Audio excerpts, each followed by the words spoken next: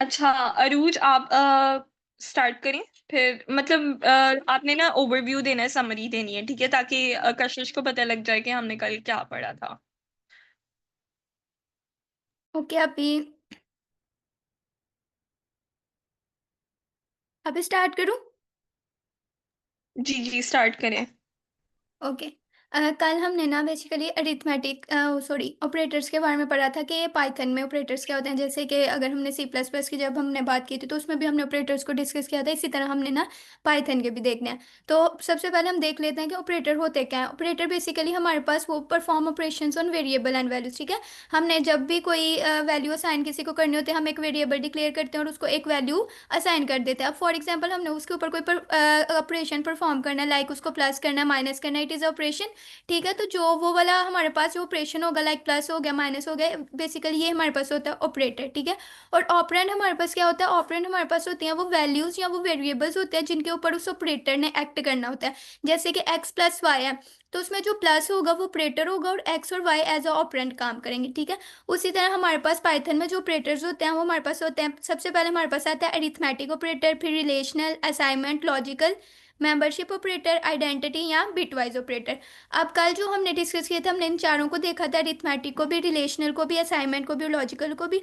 अगर हम arithmetic operators की पहले बात करते हैं, तो अरिथमेटिक ऑपरेटर्स हमारे पास क्या करते हैं कि ये हमारे पास यूज होते हैं किसी दो वैल्यूज को, ठीक है, ऐड करने के लिए या उनको सब्ट्रैक्ट करने के लिए, मल्टीप्लाई के लिए, डिवाइड के लिए, ठीक है। और उसके अलावा एक क्लास पे हमने पढ़ा था मॉडुलस, मॉडुलस फाइंड करने के लिए।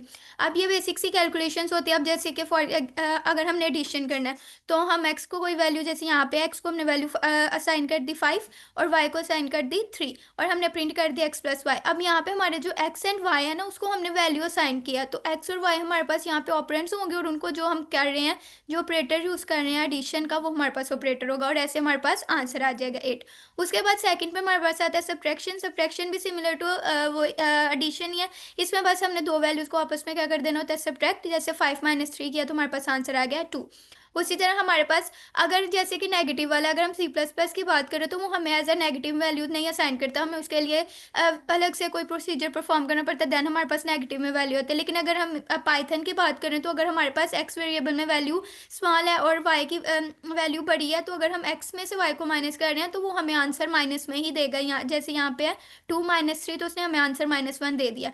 उसके अलावा मल्टीप्लीकेशन की बात करें, मल्टीप्लीकेशन हमारे पास होता है मल्टीप्लाई करने के लिए, ठीक है, एक दूसरे के साथ। जैसे एक्स की वैल्यू 2 है और वाई की 3, इसके लिए हम क्रॉस का साइन यूज करते हैं मैथ में, लेकिन यहाँ पे हमारे पास लैंग्वेजेस में स्टैटिक साइन यूज होता है। तो एक्स स्टैटिक वाई, इसका मतलब एक्स को वाई से मल्टीप्लाई, तो 2 को 3 से मल्टीप्लाई करेंगे, हमारे पास आंसर 6 आ जाएगा। इसी तरह अगर हम नेगेटिव वाला करते हैं, माइनस लगा देते हैं 2 के साथ, तो हमारे पास आंसर माइनस में ही आएगा। और अगर हम दोनों वैल्यूज के साथ माइनस करेंगे तो वो माइनस माइनस प्लस होके हमें आंसर दे देगा। अब डिवीजन आता है। डिवीजन भी हमारे पास क्या होता है, दो वैल्यूज को आपस में डिवाइड करने के लिए। जैसे कि फर्स्ट वाले हमारे पास 2 है, अगर हम 2 को 3 पे डिवाइड करेंगे तो वो हमें आंसर उसका वैसे देगा पॉइंट में। अगर फ्लोट में आ रहा है तो हमारे पास आएगा जैसे ये 0.666 समथिंग। तो देन अगर हम उसकी वैल्यू भी चेक करेंगे तो वो हमें उसकी सॉरी क्लास भी टाइप भी बता देगा कि वो हमारे पास क्या है, फ्लोट है, ठीक है। इसी तरह अगर हम 3 को 3 पे डिवाइड करते हैं तो वो हमें 1.0 आंसर देगा, मतलब कि उसका आंसर हमारे पास डिवीजन का जो आंसर ना वो हमारे पास फ्लोट वैल्यू में ही आएगा, ठीक है। जैसे कि नीचे, और अगर एक और बात, जैसे हमने मैथ में पढ़ा है कि हम किसी भी वैल्यू को जीरो से डिवाइड करते हैं तो वो हमें दे देता है, लाइक हमें आंसर में वो अनडिफाइंड दे देता है, इन्फिनिटी।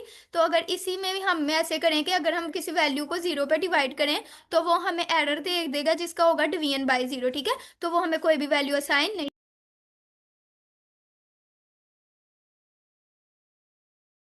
इसी तरह हमारे पास आता है मॉडुलस। अब मॉडुलस हम यूज करते हैं हम रिमाइंडर के लिए, ठीक है। डिवीजन में तो हमारे पास होता है ना कि जिसमें हम डिवाइड किया वो आंसर, मॉडुलस में वो हमें रिमाइंडर देता है, ठीक है। जैसे कि अभी 4 और 3 है, तो अगर हम 4 को 3 पे डिवाइड करें तो हमारे पास जो वैल्यू बचती है रिमेनिंग में वो बात बचती है, तो मॉडुलस हमें वो वाली वैल्यू असाइन करता है, ठीक है। और इसी तरह सेकंड में जैसे है कि 3 को 3 पे डिवाइड किया, हमारे पास रिमाइंडर कुछ भी नहीं, तो वो हमें 0 दे देगा। अब अगर हमें किसी भी वैल्यू को डिवाइड करते हैं और हम चाहते हैं कि मुझे उसका सिर्फ इंटीजर पार्ट मिले, मुझे फ्लोट वाली वैल्यूज नहीं चाहिए, तो उसमें हम एक डिवीजन यूज करते हैं जिसको हम कहते हैं फ्लोट डिवीजन। अब फ्लोट डिवीजन हमारे पास डिवीजन में सिर्फ सिंगल फॉरवर्ड स्लैश थी, इसमें हमारे पास डबल होती है, ठीक है। और जब हम ये यूज करते हैं तो वो हमारे पास सिर्फ उसका इंटीजर पार्ट देता है, जो उसका नेक्स्ट वाला पार्ट होता है वो उसको क्या कर देता है, निग्लेक्ट कर देता है। जैसे कि यहाँ पे 5 को हमने 3 पे डिवाइड किया, तो हमारे पास अगर फर्स्ट वाला देखे तो हमने उसके ऊपर सिंपल डिवीजन किया तो उसने हमें आंसर दिया 1.6666 एंड चलता जा रहा है। लेकिन जब हमने फ्लोट डिवीजन चूज किया तो उसने उसका फ्लोट वाला सारा पार्ट जो है वो निग्लेक्ट करके सिर्फ हमें इंटीजर पार्ट वाली वैल्यू दी है, जो कि हमारे पास 1 है। उसी तरह हमारे अरुण, पास जी आप ही। अच्छा, जैसे अरूज ने कहा कि जब हम सिंपल डिवीजन करते हैं तो उसके लिए सिंगल फॉरवर्ड स्लैश यूज करते हैं, ठीक है। जब हम सिंपल डिवीजन करते हैं तो आंसर हमारे पास क्या होता है, फ्लोट में होता है, ठीक है। लेकिन जब हम फ्लोट डिवीजन करेंगे, फ्लोट डिवीजन में भी डिवीजन ही परफॉर्म हो रही है, लेकिन यहाँ पर क्या हो रहा है कि यहाँ पर हमारे पास सिर्फ इंटीजर पार्ट आंसर में आएगा, और जो बाकी सारा फ्लोट वाला पार्ट होगा ना, डेसिमल पॉइंट के बाद वाला, वो सारा इग्नोर हो जाएगा। तो इन केस अगर किसी को सिर्फ इंटीजर पार्ट चाहिए तो वो फ्लोट डिवीजन यूज कर सकता है, ठीक है। और अगर किसी को फ्लोटिंग वाला पार्ट सारा चाहिए तो वो डिवीजन यूज कर सकता है। अरूज, आगे आप कंटिन्यू करें। कशिश, ये पॉइंट आपको क्लियर है? जी आप ये। ठीक है, अरूज नेक्स्ट मूव करें। ठीक है अभी उसके बाद नेक्स्ट हमारे पास एक आता है एक्सपोनेंशियल, ठीक है। एक्सपोनेंट मीन पावर, ये हमारे पास पावर का बेसिकली ऑपरेटर होता है कि हमें जब किसी चीज़ की पावर चाहिए होती है। अब अगर सी प्लस प्लस की बात करें तो वहाँ पे हम एक लाइब्रेरी भी यूज़ करते हैं मैथ की, मैथ.h, और साथ में हमारे पास ये होता है कि हमने पावर अंदर बेस एंड एक्सपोनेंशियल को डिफाइन। तो इधर सिंपल हमारे पास यहाँ पे एक्सपोनेंशियल में हमारे पास डबल स्टेरिक साइन यूज होता है, ठीक है। जिसमें हमारे पास जो सा फर्स्ट होता है ना एक्स, ये वाली हमारे पास वैल्यू होती है, और देन जैसे वाई है तो वो उसकी क्या होगी, पावर होगी। जैसे यहाँ पे हमने एक्स को वैल्यू दी 2, उसके बाद हमने डबल स्टेरिक साइन यूज किया और y की वैल्यू क्या है 3। तो इसका मतलब हमारे पास होगा कि 2 की पावर 3, एंड देन हम जब उसको रन करेंगे तो 2 की पावर 3 हमारे पास 8 होती है और वो हमें आंसर दे देगा। उसके बाद नेक्स्ट हमारे पास ये वाले थे हमारे बेसिक अरिथमेटिक ऑपरेटर। अब नेक्स्ट जो है ना वो हमारे पास आ जाता है असाइनमेंट ऑपरेटर। असाइनमेंट ऑपरेटर के नाम से या असाइनमेंट में असाइन वर्ड है, इसका मतलब ये होता है कि हमने वेरिएबल को कोई भी वैल्यू असाइन करनी है, ठीक है। जैसे कि फर्स्ट वाला हमारे पास हमने x को वैल्यू असाइन कर दी 5, x इज इक्वल टू 5। अब सिंपल जब हम प्रिंट x करेंगे तो हमारे पास आंसर में 5 आ जाएगा। अब अगर हमारे पास नेक्स्ट जो है ना x plus is equal to 3, इसका सिंपली जो मतलब है ना, इसका मतलब ये है कि x में क्या करो, x की वैल्यू हमारे पास 5 थी, उसमें 3 को प्लस करो और फिर वो वैल्यू x को रिटर्न कर दो। Simply mean x is equal to x plus 3। अब हमारे पास x की वैल्यू 5 थी, 5 प्लस 3 हुआ, देन हमारे पास रिटर्न हो जाएगा 5 प्लस 3 8। अब हमारे पास है x minus is equal to 3। इसका मतलब है अब जो x की वैल्यू है जो कि हमारे पास रिसेंटली आई है, उसमें से क्या करो 3 को माइनस कर दो और फिर वैल्यू जाके x में स्टोर कर दो। Simply mean x is equal to x minus 3। अब x की जो हमारे पास रिसेंट वैल्यू आई थी वो हमारे पास आई थी 8, तो 8 में से जब 3 को माइनस करेंगे तो हमारे पास क्या आ जाएगा 5। उसके बाद हमारे पास नेक्स्ट जो है वो है x asterisk is equal to 3, मतलब कि x में हमारे पास x की वैल्यू 5 है, तो उसको क्या करना है, अब हमने 5 को 3 से मल्टीप्लाई करें, देन जाके फिर किस में स्टोर करना है, x में। तो 5 को जब हम 3 से मल्टीप्लाई करेंगे तो हमारे पास क्या आ जाएगा 15। उसके बाद हमारे पास x की वैल्यू अब 15 हो गई है। अब हमारे पास है x divided by and is equal to 3। इसका मतलब है कि हमारे पास क्या करो, x को 3 पे डिवाइड करके जो भी उसका आंसर आता है उसको हमने x में स्टोर कर देना। तो 15 को जब हम 3 पे डिवाइड करेंगे तो हमारे पास आंसर क्या आएगा 5, क्योंकि वो हमें फ्लोट में देता है, इसलिए हमारे पास आंसर आएगा 5.0। नेक्स्ट हमारे पास आ जाता है मॉडुलस। अब हमारे पास यहाँ x की पर रुक वैल्यू, जाए, रुक x की जाए, वैल्यू मैंने यहाँ पर एक कॉन्सेप्ट एक्सप्लेन करना है। 15 यहाँ तक ही है ना, 5.0। जी आप। 15 को जब 3 से डिवाइड किया तो हमारे पास 5.0 आ जाएगा, ठीक है। क्योंकि ये हमें फ्लोट में वैल्यू देता है तो 5.0 आई, आगे से 5.0 का 3 के साथ मॉड्यूलस लेना हम, तो 2.0 आएगा। क्योंकि पहले हमारे पास फ्लोट में था 5.0, तो जब उसने दोबारा मॉड्यूलस परफॉर्म किया तो उसने हमें फ्लोट वाला नंबर देना है, ठीक है। अब यहाँ पर इंपॉर्टेंट चीज ये है कि जब फ्लोट डिवीजन परफॉर्म करते हैं तो फ्लोट डिवीजन में तो हमारे पास इंटीजर पार्ट रिटर्न होना चाहिए, तो 0.0 क्यों रिटर्न हो रहा है, इसका मैं यहाँ पर ना सेपरेट कोड सेल बनाती हूँ, फिर आपको दिखाती हूँ कि मतलब ये क्यों बिहेवियर ऐसा परफॉर्म हो रहा है। लेट्स से मैं x के अंदर वैल्यू रखती हूँ 15, ठीक है। और हम परफॉर्म कर लेते हैं, ये वाला जो है ना फ्लोर डिवीजन वाला उठा लेते हैं, ठीक है। और कहते हैं कि x के अंदर जो है वो 3 के साथ फ्लोर डिवीजन परफॉर्म करो और वापस x के अंदर स्टोर करवा दो, फिर हम x को दोबारा प्रिंट करते हैं। अब अगर देखें तो यहाँ पर हमारे पास आंसर जो है वो 5 आ रहा है, ठीक है। लेकिन अगर मैं क्या करूं कि मैं यही वाला कोड उठाती हूँ, ठीक है, और x के अंदर मैं वैल्यू पुट करती हूँ 15.0, ठीक है, ओ लिख रही है, 0 लिखना है। अब मैं अगर इसको रन करूं तो मेरे पास आंसर 5.0 आ रहा है, ठीक है। तो यहाँ से एक बात पता लगती है कि अगर हमारे पास x के अंदर एक ऐसी वैल्यू स्टोर है जो कि वो है इंटीजर, तो फ्लोट डिवीजन इक्वल वाला परफॉर्म करने से हमारे पास इंटीजर में आंसर आएगा। लेकिन अगर हमारे पास x के अंदर ऑलरेडी एक ऐसी वैल्यू स्टोर है जो कि फ्लोट में है, तो फिर वो जो है ना फ्लोट डिवीजन हमें फ्लोट में आंसर देगा। तो यहाँ पर जो हमारे पास आंसर आया है ना, लाइक 0.0, ठीक है, ये इसका आया फ्लोडिवीन का। वो इसलिए आया क्योंकि पहले जो था ना हमारे पास x के अंदर वैल्यू पड़ी हुई थी 2.0, ठीक है। तो बाद में जब उसने उस पे 3 के साथ फ्लोडिवीन परफॉर्म की ना, यानी 2.0, अगर मैं इसको यहाँ पर एनोटेट करूँ तो ये इस तरह से कुछ परफॉर्म हुई है कि 2.0 डिवाइड फ्लोडिवीन उसने की है 3 के साथ, ठीक है। तो इस वजह से जो है ना उसने हमें दोबारा आंसर जो रिटर्न किया है ना वो किया है ये इंटीजर में, फ्लोट में किया है। ये पॉइंट क्लियर है? जी आप ही। जी आप भी। अरूज आपको भी क्लियर है? क्योंकि कल हम डिस्कस कर रहे थे तो ये थोड़ा मसला आ रहा था हमें। जी आप भी क्लियर है। ठीक है, नेक्स्ट मूव करें अरूज। ओके, नेक्स्ट हमारे पास यहाँ पे फ्लोर वाला अपनी कर दिया। नेक्स्ट हमारे पास अब लास्ट पे जो रह जाता है वो रह जाता है एक्सपोनेंशियल, मतलब एक्सपोनेंट वाला। तो अब अगर हम एक्स की वैल्यू देखें तो एक्स की वैल्यू अब हमारे पास है 0, और इसका मतलब है कि एक्स की वैल्यू की पावर हमारे पास क्या होगी 3, और उसको हमने रिटर्न दोबारा एक्स को करना है। तो 0 है तो 0 की पावर हमारे पास जो भी हो उसका आंसर हमारे पास 0 ही आएगा, तो इसका आंसर भी हमारे पास 0 हो जाएगा। ये बेसिकली हमारे पास सारे थे असाइनमेंट ऑपरेटर। अब नेक्स्ट जो हमारे पास आते हैं वो आते हैं कंपेरिजन, या हम इनको रिलेशनल ऑपरेटर भी बोलते हैं। ये बेसिकली यूज होते हैं जब हमने किसी दो वैल्यूज को आपस में कंपेयर करना हो, और इनका आंसर हमारे पास ऑलवेज ट्रू या फॉल्स ही आएगा, ठीक है। इसके अलावा कोई हमें आंसर नहीं देते क्योंकि हमने दो को कंपेयर करना होता है। अब सबसे पहले हमारे पास जो ऑपरेटर यूज होता है वो होता है इक्वल का। अब इसके लिए हम double equal to sign use करते हैं। ये हम चेक करता है कि हमारे पास जो से दो ऑपरेंड्स हैं ये दोनों आपस में इक्वल हैं या नहीं। जैसे कि फर्स्ट वाले में हमने एक्स को वैल्यू दी हुई 2 और वाई को 5। अगर हम प्रिंट करेंगे एक्स इज इक्वल टू मतलब डबल टाइम और वाई लिखेंगे, इसका मतलब है कि एक्स और वाई की वैल्यू के आपस में इक्वल है। तो एक्स की 2 है वाई की 5 है, मतलब ये इक्वल नहीं है, तो वो हमें फॉल्स रिटर्न कर देगा। उसके अलावा जैसे सेकंड में हम एक्स की वैल्यू 2 है और वाई की 2, मतलब अब ये दोनों आपस में इक्वल है, तो ये हमें क्या दे देगा ट्रू।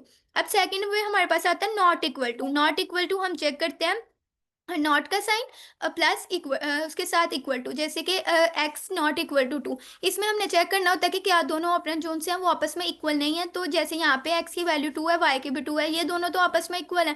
तो अगर हमने ये चेक करना हो तो हमने नॉट इक्वल टू लगाया कि x not equal to y, तो उसने हमें फॉल्स दिया क्योंकि ये दोनों आपस में इक्वल थे। उसके बाद थर्ड नंबर पे हमारे पास आ जाता है ग्रेटर देन का। ये हम इससे तब यूज करते हैं जब हमने देखना हो कि जो सा ऑपरेंड है वो क्या दूसरे से बड़ा है। जैसे एक्स की वैल्यू 2 है और वाई की 5 है, तो हम प्रिंट करेंगे कि x is greater than y, और उसके लिए हम सिंपल ग्रेटर देन का साइन ही यूज करते हैं जो हम मैथ्स में यूज करते थे। तो x greater than y false है तो फॉल्स आ जाएगा। लेस देन का साइन हमें ये बताता है कि क्या जो सी फर्स्ट ऑपरेंड की वैल्यू वो सेकंड ऑपरेंड से छोटी है। तो x की वैल्यू 2 थी y की 5 थी, तो 2 इज लेस देन 5, ये हमारे पास ट्रू हो गया, तो उसने हमें क्या कर दिया ट्रू रिटर्न कर दिया। उसके बाद हमारे पास आता है ग्रेटर देन और इक्वल टू। इसका मतलब हमारे पास होता है ग्रेटर देन, हमारे पास जो से ये ऑड है ना, इसका मतलब है कि अगर तो वैल्यू ग्रेट होगी मतलब बड़ी होगी तब भी वो ट्रू देगा, और अगर उसके इक्वल होगी तब भी ट्रू देगा। मतलब दोनों में से एक का सेटिस्फाई, एक का ट्रू होना जरूरी है। जैसे कि फर्स्ट वाली है x is equal to 2 y is equal to 5, तो हमने प्रिंट करवाया x greater than and equal to y, तो पहले वो देखेगा कि क्या x y से बड़ा है।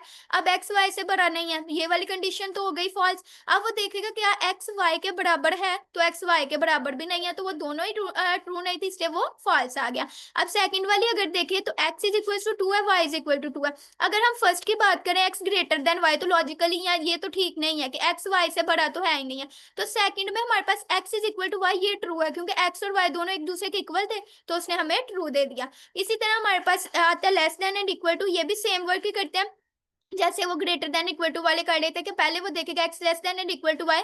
अब x की वैल्यू 2 है और y की वैल्यू 5 है। अब दोनों ये एक दूसरे के इक्वल तो नहीं है, लेकिन ये एक दूसरे से लेस जरूर है, ठीक है। x हमारे पास 2 और y 5 है, तो 2 लेस देन 5 है, तो ये वाला हमारे पास क्या आ जाएगा ट्रू आ जाएगा। उसी तरह अगर हम नीचे देखें x is equal to 5 and y is equal to 5, तो ये हमारे पास प्रिंट में हमने दिखा है x less than and equal to y, तो x लेस देन तो नहीं है क्योंकि 5 5 से छोटा नहीं है, लेकिन 5 5 के बराबर है, इसीलिए वो हमें क्या करेगा ट्रू रिटर्न कर देगा। ये हमारे पास ये वाले कंडीशनल ऑपरेटर थे। उसके ठीक बाद है, नेक्स्ट हमारे पास। रुक जाए, बहुत अच्छा एक्सप्लेन किया। आपको मेरी जगह टीचर होना चाहिए। अच्छा, नेक्स्ट मूव करते हैं, काफी अच्छा एक्सप्लेन किया।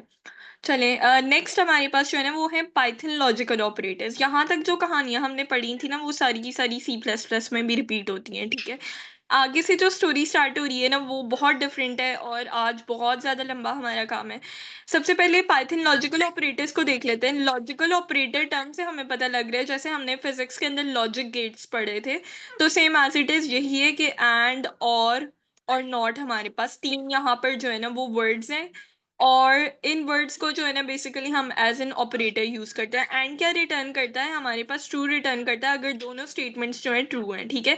हम लोग जब इसका टेबल भी डिस्कस करते थे, ठीक है। मैं यहाँ पर ना टेबल ड्रॉ भी किया हुआ है, लेकिन वो बाइनरी की फॉर्म में है, तो उसको जो है ना थोड़ा सा डिस्कस कर लेते हैं। खुल जाइए। हाँ, ये टेबल ना बाइनरी की फॉर्म में है, लेकिन हम क्या करते हैं कि हम इस टेबल को समझ लेते हैं कि लाइक ये टेबल जो है हमारे पास, इसमें जो जीरो है वो हम उसको फॉल्स ले लेते हैं, ठीक है, और बाकी जो वन है उसको ट्रू कंसिडर कर लेते हैं। तो अगर फॉल्स फॉल्स होगा तो फॉल्स आएगा, ठीक है। फॉल्स ट्रू होगा तो तब भी फॉल्स आएगा। फॉल्स ट्रू ट्रू फॉल्स होगा तो भी हमारे पास जो है ना फॉल्स आएगा, और अगर हम बात करते हैं ट्रू ट्रू की तो हमारे पास ट्रू आएगा, ठीक है। तो इसका मतलब ये है कि ट्रू सिर्फ एक ही कंडीशन के अंदर आएगा, जब हमारे पास दोनों वैल्यूज जो हैं वो ट्रू होंगी। तो यहाँ पर जो है हमारे पास एंड ऑपरेटर तभी रिटर्न करता है ट्रू जब दोनों स्टेटमेंट्स जो है हमारे पास ट्रू हों, ठीक है। और ऑपरेटर जो है तब ट्रू रिटर्न करता है जब हमारे पास कोई एक भी जो स्टेटमेंट है ना वो ट्रू हो जाए, ठीक है। टेबल से भी देख लेते हैं। टेबल बाइनरी ही की फॉर्म में है तो आपको थोड़ा बेयर करना पड़ेगा। यहाँ पर अगर देखें तो 0 0 0 है, ठीक है। 0 1 1 है, 1 0 1 है, और 1 1 1 है। अगर हम जीरो आंसर में आउटपुट में कंसिडर करें तो इसको हम कंसिडर कर लेते हैं कि ये फॉल्स है हमारे पास। मैं कलर चेंज करती हूँ। ये फॉल्स है, ठीक है। बाकी सारे जो है हमारे पास ट्रू है, तो ट्रू सारे केसेस में आ रहे हैं, सिर्फ एक केस में फॉल्स आ रहे हैं जब हमारे पास दोनों स्टेटमेंट्स जो है वो फॉल्स हो जाए। तो जो है हमारे पास और ऑपरेटर वो तभी ट्रू रिटर्न करता है जब कोई एक स्टेटमेंट भी जो है वो हमारे पास ट्रू हो जाए। सेकेंडली, मैं ये एनोटेशन डिलीट कर दूं। नॉट क्या करता है? नॉट हमारे पास रिजल्ट को उल्टा कर देता है, ठीक है। हमने फिजिक्स में भी पढ़ा था कि अगर जीरो है तो वो वन हो जाएगा, ठीक है। अगर वन है तो वो जीरो हो जाएगा। इसी तरह अगर ट्रू है तो वो फॉल्स हो जाएगा, जैसा आप अभी सब्जेक्ट पढ़ रहे होंगे। अ, अरूज ने मुझे बताया था, कौन सा सब्जेक्ट था, मैथ्स का डिस्क्रीट मैथमेटिक्स था, ठीक है। तो उसमें भी आप ये स्टोरी पढ़ रहे होंगे। ट्रू है तो वो फॉल्स हो जाएगा, और फॉल्स है तो वो ट्रू हो जाएगा। तो ये सारी स्टोरी थी इसमें। और आगे देख भी लेते हैं हम। x की वैल्यू है हमारे पास 10, ठीक है। तो अब मैंने उसको कहा है कि प्रिंट करवाओ अगर x 5 से क्या ग्रेटर है। हाँ, ग्रेटर है। ये वाली बात तो हमारे पास ट्रू हो गई, ठीक है। क्या x जो है वो 8 से ग्रेटर है? ग्रेटर है। तो हमारे पास ये दोनों स्टेटमेंट्स जो हैं दोनों कंडीशन ट्रू हो गई हैं, ठीक है। तो हमारे पास आउटपुट में भी जो है वो ट्रू रिटर्न हो क्या गया। इसी तरह x जो है उसकी वैल्यू 10 है। x की वैल्यू क्या 11 से ग्रेटर है? नहीं, ग्रेटर, तो ये फॉल्स है, ठीक है।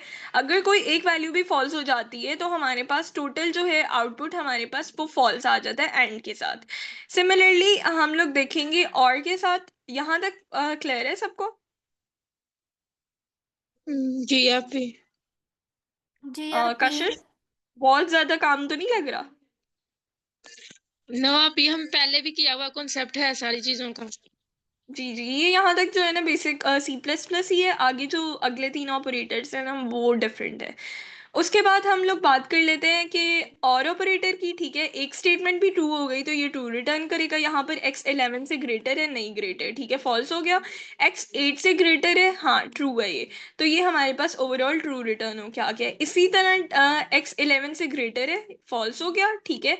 और x 8 से स्मॉल है? फॉल्स हो गया। तो ये हमारे पास फॉल्स रिटर्न हो क्या आ जाएगा। उसके बाद नेक्स्ट मूव करते हैं। नेक्स्ट हमारे पास क्या है?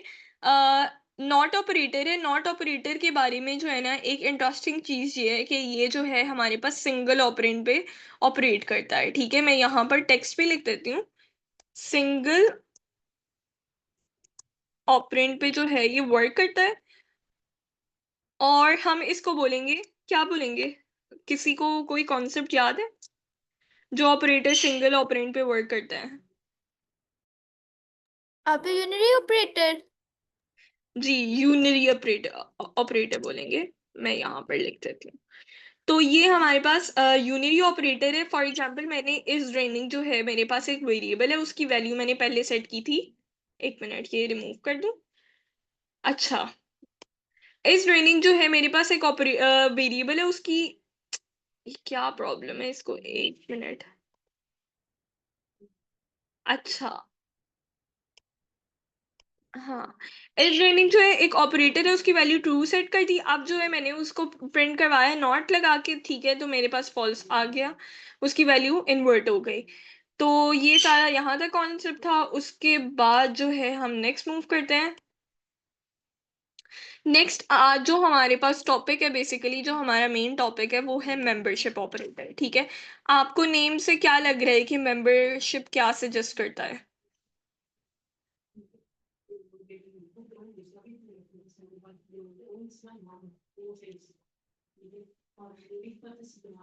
अच्छा, अजान ब्रेक ले लेते हैं, फिर कंटिन्यू करते हैं।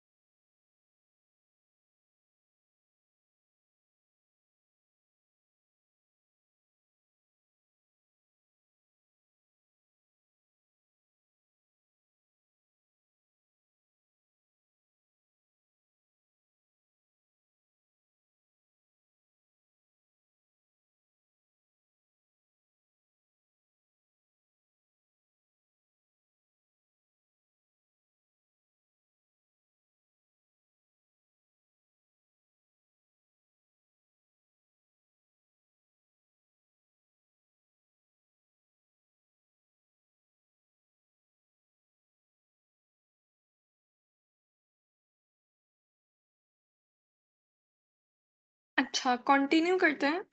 आपको क्या लगता है कि मेंबरशिप वर्ड से हमें क्या पता लगता है? आप ही मेंबरशिप का तो मीनिंग होता है ना, मीन्स किसी कम्युनिटी या ऑर्गेनाइजेशन का कोई पार्ट होना या मेंबर होना। ओके, हाँ, मैं इसी की यही एग्जांपल कोट करने लगी थी कि जिस तरह से हम कहते हैं कि हम किसी कम्युनिटी, किसी टीम का पार्ट हैं, तो यहाँ पर मेंबरशिप ऑपरेटर में हम ये टेस्ट करते हैं कि एक जो हमारे पास कह लें कि if a sequence is present in object, object के अंदर वो सीक्वेंस प्रेजेंट है कि नहीं, ठीक है। अब ऑब्जेक्ट क्या है, पाइथन के अंदर उसका एक एक वेरिएबल जो है या हर एक चीज जो है वो ऑब्जेक्ट के तौर पे ट्रीट होती है, ठीक है। ऑब्जेक्ट क्या है ये आगे आज हम एंड पे जो है ना जाके डिस्कस करेंगे कि ऑब्जेक्ट बेसिकली है क्या। अभी के लिए आप ये समझ लें कि क्योंकि पाइथन एक ऑब्जेक्ट ओरिएंटेड प्रोग्रामिंग लैंग्वेज है, ठीक है। दुनिया की जो हर प्रोग्रामिंग लैंग्वेज है वो ऑब्जेक्ट ओरिएंटेड प्रोग्रामिंग लैंग्वेज नहीं होती, ठीक है। सिर्फ कुछ लैंग्वेजेस हमारे पास ऐसी हैं जो कि ऑब्जेक्ट ओरिएंटेड प्रोग्रामिंग लैंग्वेजेस हैं। तो पाइथन के अंदर उसका वेरिएबल फंक्शन वगैरह ये सब ऑब्जेक्ट के तौर पे ट्रीट होते हैं। तो हम ये चेक करेंगे कि एक सीक्वेंस जो है वो एक ऑब्जेक्ट के अंदर प्रेजेंट है कि नहीं। अब ये सीक्वेंस वाली क्या कहानी है इसको आगे एग्जाम्पल में देख लेते हैं। बेसिकली हमारे पास ये चेक होता है कि ये जो करेक्टर है ये नंबर है, या आप कह लें कि ये जो वर्ड है ये इस का पार्ट है, इस स्ट्रिंग का, लिस्ट का, टपल का पार्ट है कि नहीं है, ठीक है। सिंपल ये स्टोरी है सारी। और हम लोग जो है वो इसमें जो वर्ड यूज करते हैं वो है इन और नॉट इन, ठीक है। इन और नॉट इन ऑपरेटर्स हैं हमारे पास। इन चेक करता है तभी ट्रू रिटर्न करता है अगर उस if a sequence with specific, अगर वो वैल्यू जो है वो उस सीक्वेंस में या उस ऑब्जेक्ट में प्रेजेंट है कि नहीं, ठीक है। और नॉट इन तभी ट्रू रिटर्न करता है जब हमारे पास उस सीक्वेंस में या उस ऑब्जेक्ट के अंदर वो वैल्यू प्रेजेंट नहीं है। ये पॉइंट क्लियर है? जी आप भी। अरूजा आप कशिश आपको भी क्लियर है? जी जी आप ही। सिंपल वर्ड्स में हमारे पास ये है कि ये जो वैल्यू है ये इस क्या नाम है स्ट्रिंग का, लिस्ट का, टपल का मेंबर है कि नहीं, ठीक है। ये चेक करना है हमने सिंपली। अगर हम देखें तो यहाँ पर मैंने एक स्ट्रिंग ले ली है पाइथन, और उसके अंदर जो है मैंने उसको पास किया कि एस वेरिएबल में पास किया। अब मैं एक और वेरिएबल लेती हूँ और उसके अंदर मैंने एक और स्ट्रिंग बनाई है जिसमें मैंने सिंगल कैरेक्टर पास की है, ठीक है। सिंगल कैरेक्टर को भी हम पाइथन में क्या कंसिडर करते हैं अरूज?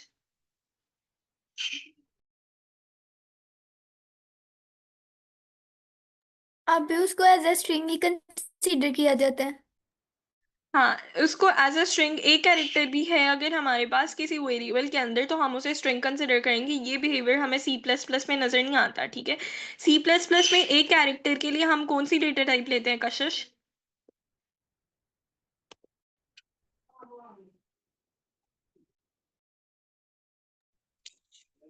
मतलब आप ही क्वेश्चन की समझ नहीं आई मुझे। अच्छा मैं बताती हूँ, मैं कहती हूँ कि मेरे पास एक कैरेक्टर है ए, ठीक है। इसको अगर मैं लिख लूँ यहाँ पर, रुके मैं टेक्स्ट वाला ऑप्शन यूज करती हूँ। अच्छा यहाँ पर मैं एक वेरिएबल ले लेती हूँ। सी प्लस प्लस का मैं एक वेरिएबल बनाती हूँ इंट ए, ठीक है, इक्वल टू इसकी डेटा टाइप बता दें इस आप ही ए चार। वाली वेरिएबल। हाँ कैर, या आप इसको चार भी बोल सकते हैं। पाकिस्तान में इसकी प्रोनाउंसिएशन चार है और वैसे जो ओवरऑल प्रोनाउंसिएशन है ना वो कैर बोलते हैं इसको। तो बेसिकली जो है ना हमारे पास अगर सिंगल कैरेक्टर होगा तो सिंगल लेटर होता है तो हम उसको character data type C plus plus में कंसिडर करते हैं। लेकिन पाइथन के अंदर हमारे पास कैरेक्टर नाम की कोई डेटा टाइप होती ही नहीं है, ठीक है। पाइथन के अंदर हमारे पास जो सिंगल कैरेक्टर है वो भी एक स्ट्रिंग कंसिडर होता है। तो यहाँ पर वाई भी जो है वो एक स्ट्रिंग है। अब हम चेक करते हैं कि ए जोन सा वेरिएबल वेरिएबल हमने चेक करना है ना कि वो इस सीक्वेंस में प्रेजेंट है कि नहीं, ठीक है। इसका ना नाम हम चेंज कर देते हैं।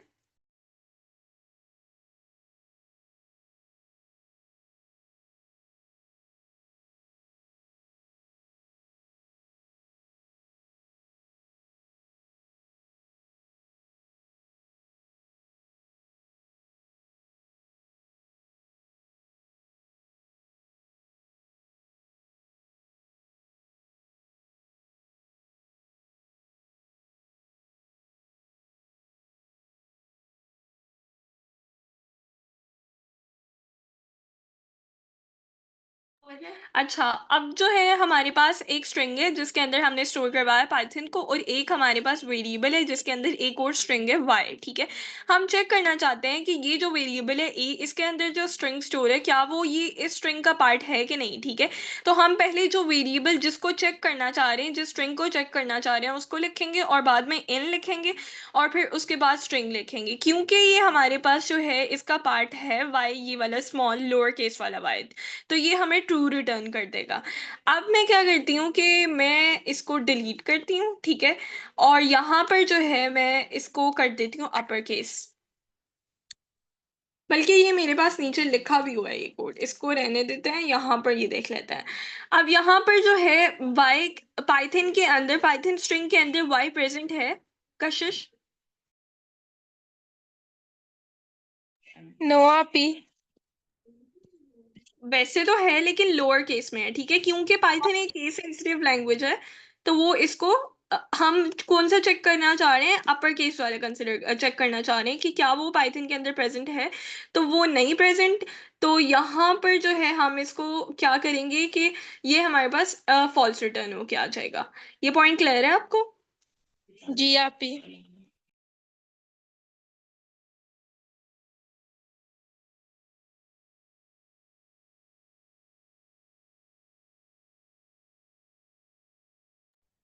अच्छा, अब हम नेक्स्ट मूव करते हैं। अब हम नॉट इन का यूज करते हैं। नॉट इन का यूज जब हम करेंगे तो बेसिकली हम ये चेक करें कि ये इसका पार्ट नहीं है, ठीक है। हम डायरेक्ट किसी वेरिएबल में भी जिस कैरेक्टर को, जिस वैल्यू को चेक करना चाह रहे हैं उसको किसी वेरिएबल वेरिएबल में भी पास कर सकते हैं, और डायरेक्ट प्रिंट के फंक्शन में भी डबल कोटेशन मार्क या सिंगल कोटेशन मार्क के अंदर लिख सकते हैं। ये पॉइंट आपको क्लियर है? जी आपी। ठीक है, अब यहाँ पर हम लोअर केस p को चेक करना चाह रहे हैं, जबकि हमारे पास पाइथन वर्ड के अंदर अपर केस p है। तो ये हमें ट्रू रिटर्न करा देगा, क्योंकि हमारे पास ये नॉट इन है, इसका पार्ट है ही नहीं है एस वाली स्ट्रिंग का। तो ये ट्रू रिटर्न करा देगा। और अगर हम o को चेक करें तो o हमारे पास प्रेजेंट है पाइथन स्ट्रिंग के अंदर, तो ये जो है हमारे पास क्या है कि फॉल्स रिटर्न करा देगा। ये पॉइंट क्लियर है? लेकिन अगर आपी हमारे पास है तो फिर क्यों फॉल्स करवा रहा है? क्योंकि ये नॉट इन के लिए चेक करें ना। नॉट इन क्या चेक करता है, नॉट इन चेक करता है कि ये तो इसका पार्ट है ही नहीं है, लेकिन ओ तो इसका पार्ट है ना। जी ठीक है। ठीक है। अरूज, लेक्चर रिपीट करने की जरूरत है कि नहीं, क्योंकि आपका बीच में शायद कनेक्शन की वजह से डिक्लाइन हो रहा था। नहीं आप ही आगे समझो, आपने भी बोल। ठीक है, इसमें दो ही ऑपरेटर्स हैं हमारे पास, इन और नॉट इन। तो बेसिकली हमने उसी को डिस्कस की है। और नेक्स्ट मूव करते हैं आइडेंटिटी ऑपरेटर। आइडेंटिटी ऑपरेटर को डिस्कस करने से पहले जो है ना हम बल्कि मैं आपसे आपको एक स्टोरी सुनाती हूँ, उसके बाद आपसे क्वेश्चन पूछती हूँ। स्टोरी ये है कि पहले डेफिनेशन रीड कर देते हैं। Identity operators are used to compare the objects. ये दो ऑब्जेक्ट्स को कंपेयर करते हैं, यानी दो वेरिएबल्स, दो फंक्शंस वगैरह को, और ये चेक करता है कि ये दोनों जो है हमारे पास इक्वल है कि नहीं, ठीक है। आप मुझे एक बात बताएं, आइडेंटिटी वर्ड से हमें पता लगता है कि ये चेक कर रहे हैं कि ये हमारे पास आइडेंटिकल है कि नहीं। मैं यहाँ पर टाइप कर देती हूँ कि दो हमारे पास वेरिएबल्स आइडेंटिकल है कि नहीं, ठीक है। तो मुझे एक बात बताएं कि ये काम तो हम इक्वल टू वाले ऑपरेटर से भी करवा सकते हैं ना। लाइक ये वाला जो ऑपरेटर है इससे भी तो हम कंपैरिजन कर सकते हैं, तो फिर इसकी जरूरत क्यों है?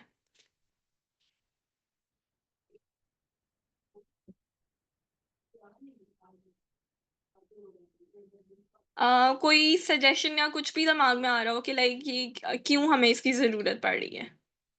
आप ही हमने उसकी डेफिनेशन। जी।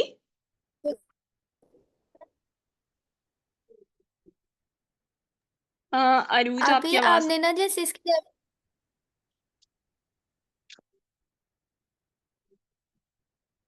कशिश, चले आप बता दें।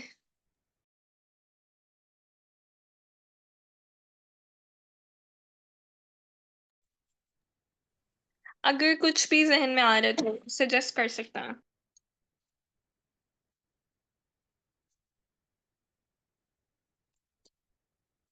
अभी उसकी डेफिनेशन में जैसे आप जी लिखा मेरी हुआ आवाज नहीं आ रही?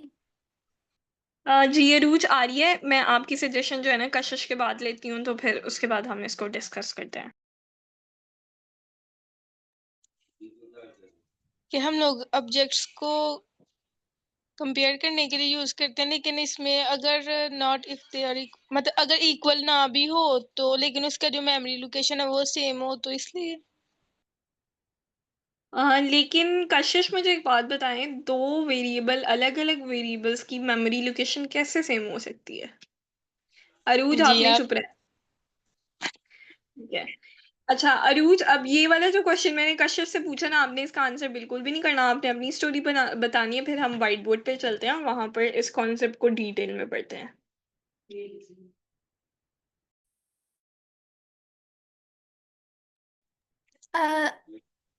आप ये मैं कह रही थी कि आइडेंटिकल ऑपरेटर का ना, तो मैं भी यही कहने लगी थी कि आपने मतलब डेफिनेशन में उसका लिखा हुआ ना कि उनकी मेमोरी लोकेशन भी सेम, तो हमें जो इक्वल टू वाला ऑपरेटर है वो ये फैसिलिटी नहीं देता, वो सिर्फ ये बताता है कि ये दोनों वैल्यूज आपस में इक्वल हैं कि नहीं है। हाँ ऐसा ही है, ठीक है। जब मैंने आइडेंटिटी ऑपरेटर को पढ़ा था तो मैंने ये समझा था कि लाइक दो जो है वो ऑब्जेक्ट सेम है तो उनको कंपेयर कर रहा है, ठीक है। बाद में जब मैंने इसको डिटेल में कॉन्सेप्ट पढ़ा तो फिर मुझे समझ आई कि इसमें हमारे पास मेमोरी लोकेशन भी चेक हो रही है, लेकिन दो ऑब्जेक्ट्स की मेमोरी लोकेशन कैसे सेम हो सकती है? कशिश, अब आपने यहाँ पर नहीं बोलना, मैं दोबारा से इस कॉन्सेप्ट को एक्सप्लेन कर रही हूँ, ठीक है। कशिश कह रही हूँ, अरूज। और फिर हम जो है ना इसको आगे लेके चलते हैं, कहाँ पर मैंने व्हाइट बोर्ड पे, हाँ। सी प्लस प्लस के अंदर जब हम, स्क्रीन विजिबल है मेरी? जी आप। ठीक है। सी प्लस प्लस के अंदर जब हम दो सेपरेट वेरिएबल्स क्रिएट करते हैं, ठीक है, तो मेमोरी के अंदर भी उनकी सेपरेट जो है वो बॉक्सेस में सेपरेट मेमोरी लोकेशन में जाके वो असाइन हो जाता है। हम लोग बेसिकली वेरिएबल्स क्यों क्रिएट करते हैं? हमने पढ़ा था कि वेरिएबल्स क्या करते हैं कि किसी भी वैल्यू को, किसी भी डेटा को असाइन करते हैं, मेमोरी लोकेशन असाइन करते हैं, ठीक है। मेमोरी के अंदर जाके एक स्पेस रिजर्व कर देते हैं वेरिएबल्स कि ये स्पेस जो है इस वैल्यू की है, ठीक है। फॉर एग्जांपल मैंने 5 वैल्यू जो है एक्स वेरिएबल में स्टोर करवाई, तो मेमोरी के अंदर कोई एक्स बॉक्स, एक्स नाम का बॉक्स पड़ा होगा, ठीक है। और उसके अंदर जो है जाके 5 वाली वैल्यू जो है वो स्टोर हो जाएगी। ये पॉइंट क्लियर है कशिश आपको? जी आप ही। बेसिकली हमारे पास यहाँ पर जो है मेमोरी सच में ऐसे बॉक्सेस में डिवाइड नहीं हुई होती, ठीक है। हमने लॉजिकल अंडरस्टैंडिंग के लिए समझा हुआ है कि मेमोरी को जो है वो स्पेसिफिक बॉक्सेस के अंदर डिवाइड हुई हुई है, जिसमें एक्स नाम का कोई बॉक्स है, उसके अंदर जो है वो 5 जाके स्टोर हो गया है। एक्स नाम की कोई मेमोरी लोकेशन है जो कि जिसके ऊपर 5 जाके स्टोर हो गया है, ठीक है। अब इस मेमोरी लोकेशन का कोई स्पेसिफिक एड्रेस होगा, ठीक है। अगर हम यहाँ पर बात करें तो मैंने एज्यूम कर ली कि यहाँ पर इसका जो एड्रेस है वो 1004 है। और आपने एक चीज याद रखनी है कि हर मेमोरी लोकेशन का जो एड्रेस होता है वो यूनिक होता है। एक मिनट।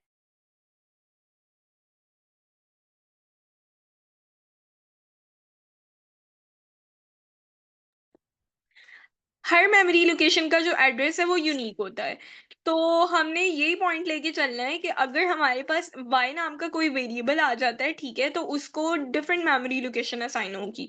अब y नाम के वेरिएबल की जो मेमोरी लोकेशन का एड्रेस है वो 1005 है, यानी ये दोनों आपस में डिफरेंट है।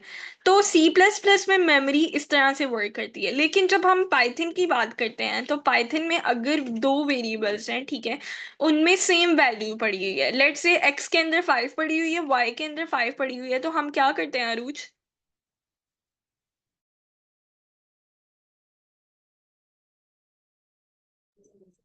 अरूज अब आप बोल सकती हैं वैसे। जी अभी हमने पढ़ा था, आपने बताया था कि हम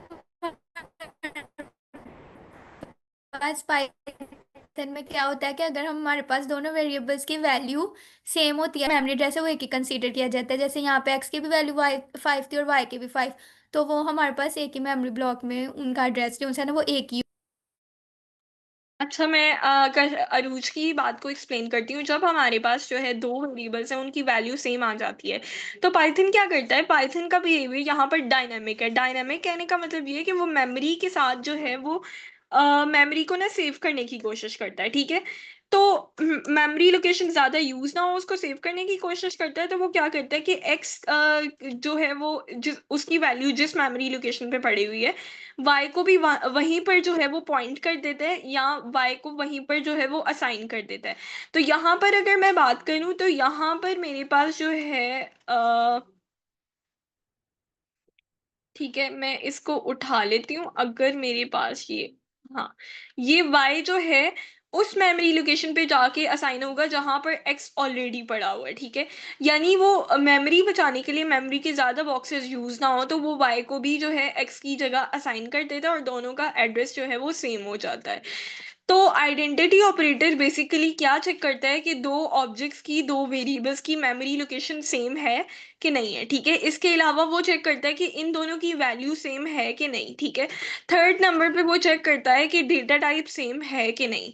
ये पॉइंट क्लियर है आपको, कशिश? जी आप ही। अब यहाँ पर अगर हम देखें तो x और y के अंदर पड़ी हुई वैल्यूज भी सेम थी, ठीक है, और इनकी डेटा टाइप भी सेम थी। मैंने यहाँ पर 5x के अंदर इंटीजर डेटा टाइप का स्टोर करा है, तो मैंने y के अंदर भी 5 ही लिखा है, 5.0 नहीं लिखा। अगर मैं यहाँ पर 5.0 लिखती तो ये मेरे पास दोनों सेम ना होते। तो तीन चीजें आइडेंटिटी ऑपरेटर चेक करता है, मेमोरी लोकेशन सेम हो, वैल्यू सेम हो और डेटा टाइप सेम हो। अब यहाँ पर स्क्रीन पे चलते हैं। मैंने यहाँ पर दो जो है इस को बाद में रन करके देख लेते हैं। यहाँ पर जो है कोड सेल बनाते हैं और इसके अंदर जो है मैं x को असाइन करती हूँ 5, ठीक है, y को असाइन करती हूँ 5। अच्छा, आज जो है ना मैं ये 1 आवर जब हमारा ओवर होता है तो उसके बाद ना 1 घंटे की 1 घंटा कह रही हूँ, 20 मिनट्स की ब्रेक दूंगी तो आप लोग नमाज वगैरह पढ़ सकते हैं। 20 मिनट्स की ब्रेक काफ़ी है या थोड़ी और चाहिए?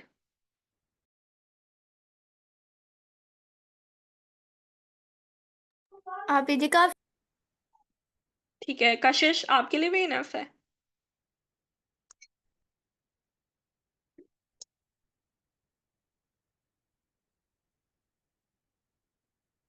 अच्छा, अब जब मैंने एक्स इज वाई लिखा, ठीक है, तो कशिश मैं पूछ रही थी कि आपके लिए भी ये नमाज ब्रेक इनफ है ना?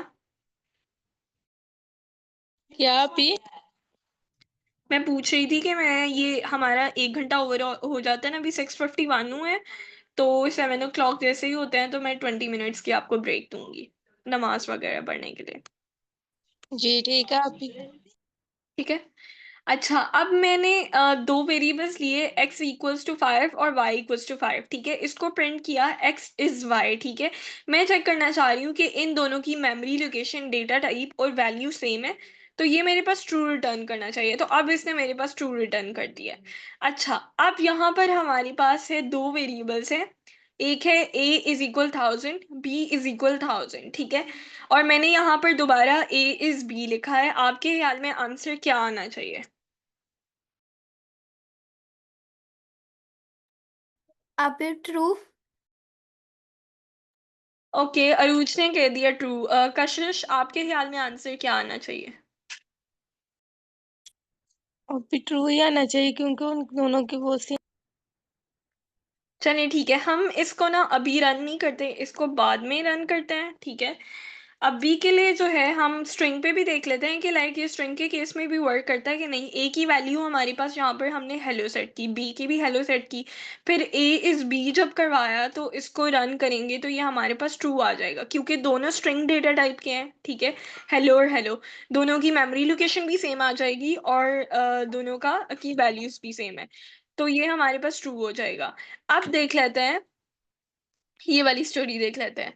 आपने कहा कि 1000 और 1000 दोनों में 1000 पड़ा हुआ है, इंटीजर डेटा टाइप का है दोनों, ठीक है, दोनों की मेमोरी लोकेशन भी अपेरेंटली सेम होनी चाहिए। रन करके देख लेते हैं, फॉल्स आ रहा है, क्यों?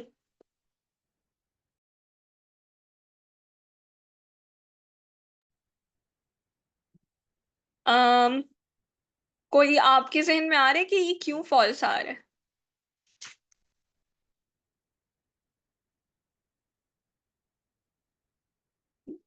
बहुत खामोशी छाई हुई है। खामोशी किसी बड़े तूफान की अलामत होती है, इसलिए जल्दी से आंसर करते हैं। अभी जी वैसे दोनों की टाइप भी सेम है, वैल्यू भी, तो फिर भी फॉल्स।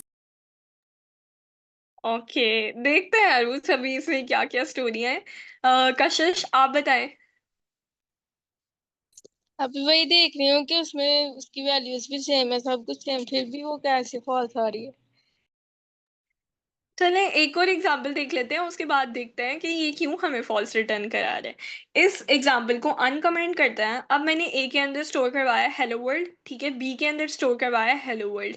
अब अगर मैं इसको रन करती हूँ तो मेरे पास ये फॉल्स आ रहा है, ठीक है। अगर इस केस में भी हम देखें तो यहाँ पर भी दोनों वैल्यू सेम है, ठीक है। अगर मैं ऊपर वाला कोड इरेज कर देती हूँ, इसको इरेज कर देते हैं, ठीक है, और दोबारा रन करते हैं तो मेरे पास फॉल्स आ रहा है। यहाँ पर भी वही बिहेवियर शो हो रहा है कि डेटा टाइप सेम है, मेमोरी लोकेशन सेम है, ठीक है, तो वैल्यू भी सेम है। तो फिर ऐसा क्यों हो रहा है?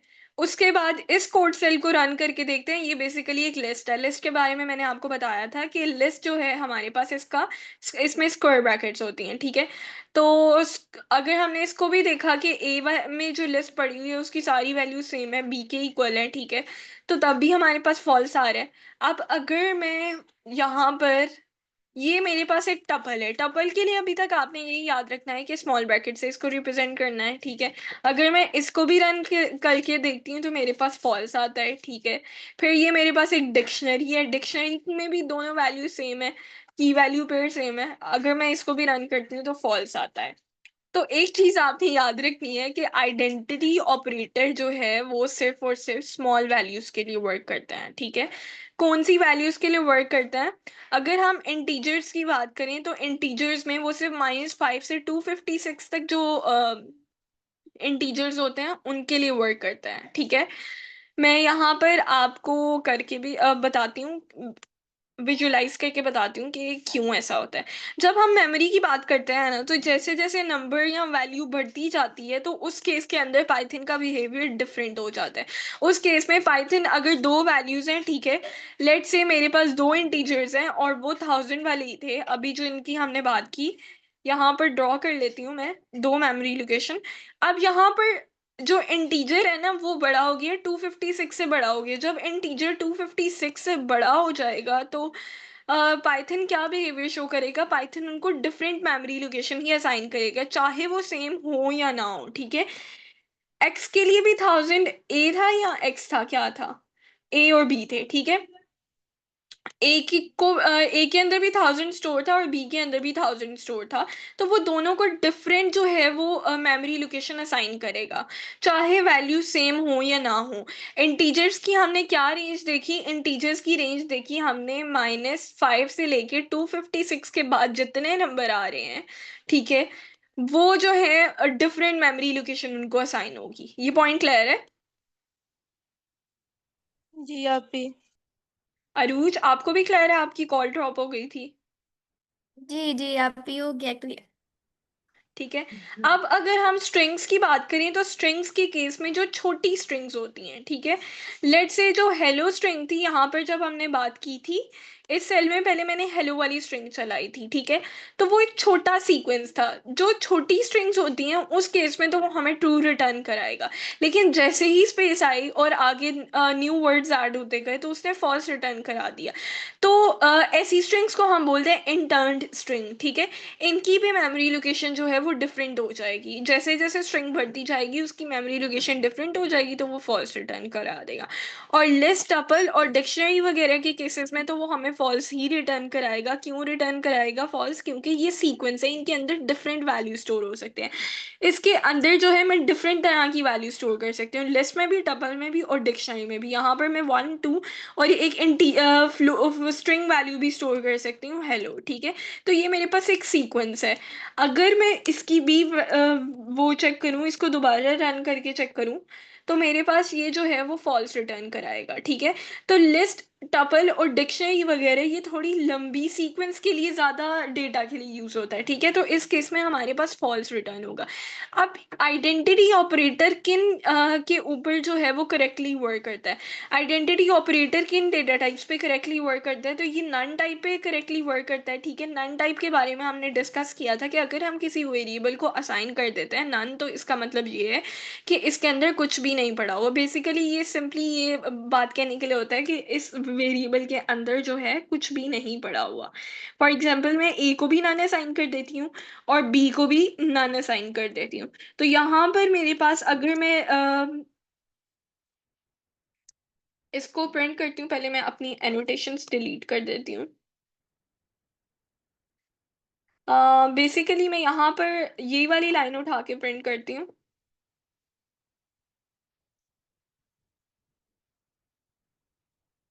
अगर मैं यहाँ पर ये प्रिंट करूँ तो मेरे पास ट्रू रिटर्न होके आएगा, ठीक है। तो नन के लिए ये करेक्टली वर्क करता है। इसके अलावा जो बूल टाइप की डेटा टाइप होती है जिसके अंदर सिर्फ हमारे पास दो वैल्यूज होती हैं, ट्रू और फॉल्स, ये उनके लिए करेक्टली वर्क करता है। मैं यहाँ पर ये भी करके दिखा देती हूँ ट्रू और फॉल्स के लिए।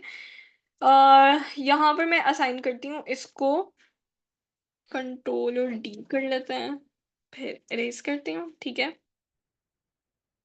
ट्रू।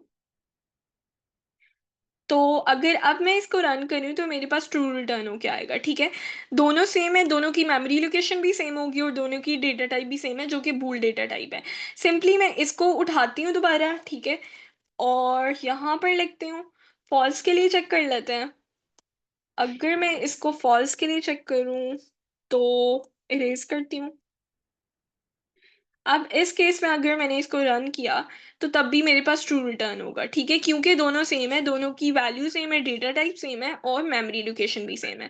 अगर डिफरेंट कर देती हूँ, लेट्स से मैं यहाँ पर जो है इसको डिफरेंट करके दिखाती हूँ, यहाँ पर इसको कर देते हैं फॉल्स, तो इस केस में ये मेरे पास फॉल्स रिटर्न करेगा। ये पॉइंट क्लियर है आपको? जी आप भी। जी आप भी। अरूज आपको भी क्लियर है? ठीक है, तो हमारे पास जो बूल डेटा टाइप है, नन डेटा टाइप है, और इंटीजर कौन सी रेंज से, -2 से था आई गेस। मैं नीचे देखती हूँ कहाँ पर क्या, हाँ, -5 से 256 तक जितने इंटीजर्स हैं उस केस में ये करेक्टली वर्क करता है। और इंटर्न स्ट्रिंग कौन सी स्ट्रिंग्स हैं जो कि छोटी होती हैं, ठीक है। अब इसमें ये क्राइटेरिया हमें नहीं पता कि किस टाइप की स्ट्रिंग्स जो है वो इंटर्न स्ट्रिंग होती हैं, ठीक है। इसमें यही है कि हम लोग कह सकते हैं कि छोटी स्ट्रिंग्स जो होती हैं ना वो इंटर्न स्ट्रिंग्स होती हैं, और बड़ी चली जाएंगी तो वो फॉल्स रिटर्न कराएगा।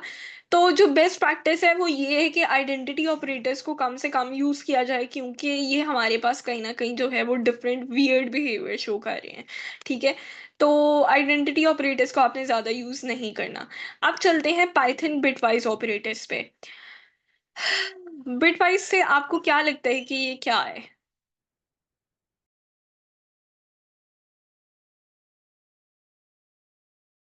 अच्छा, 7 बज गए हैं, तो अगर आप ब्रेक लेना चाहते हैं तो ब्रेक ले लें, नमाज वगैरह पढ़ लें, तो 7:20 पे जो है हम दोबारा आते हैं,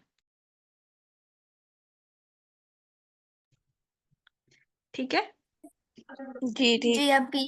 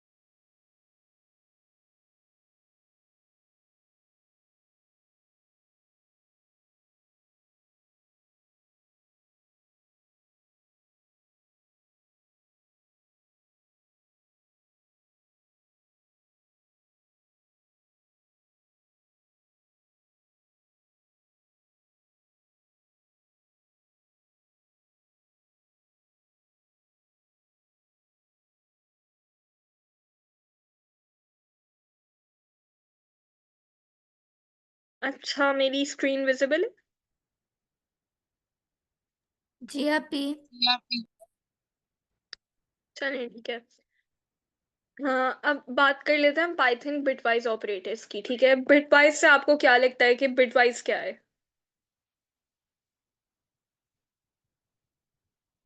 आप बिट तो 0 और 1 को कहते हैं ना। कशिश, आपको क्या लगता है?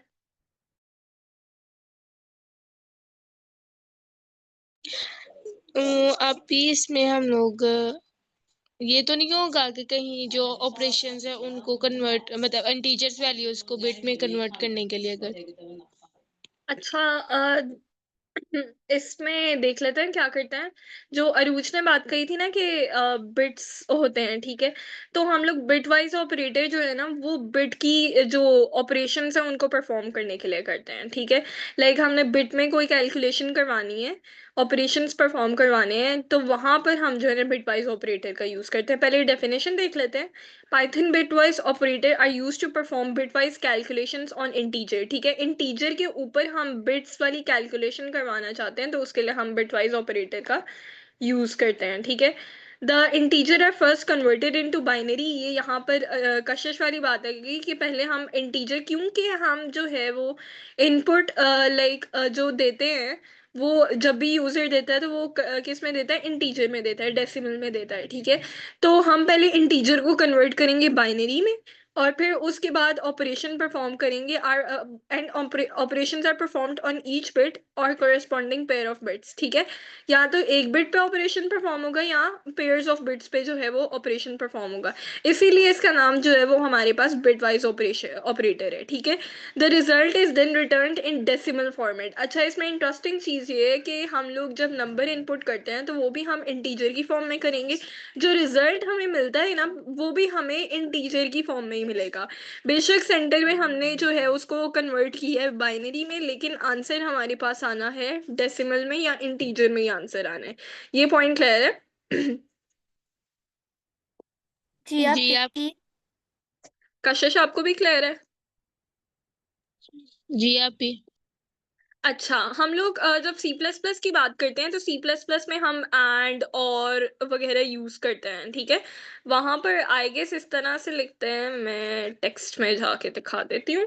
इस तरह से हम एंड यूज करते हैं, दो एम्परसेंड का के साइन, और इस तरह से यूज करते हैं। ठीक है, जब दो कंडीशनल स्टेटमेंट्स को कंपेयर कर रहे होते हैं। ठीक है, वो जो एंड और है ना और नॉट वगैरह वो है उसके लिए जो पाइथन के अंदर लॉजिकल ऑपरेटर्स हमने पढ़े हैं। ठीक है, पाइथन के लॉजिकल ऑपरेटर्स और सी प्लस प्लस के ये जो एंड और नॉट के ऑपरेटर्स हैं ये सेम वर्क करते हैं, लेकिन जब हम बिटवाइज की बात करते हैं तो बिटवाइज के केस में जो है बिहेवियर डिफरेंट आ जाता है।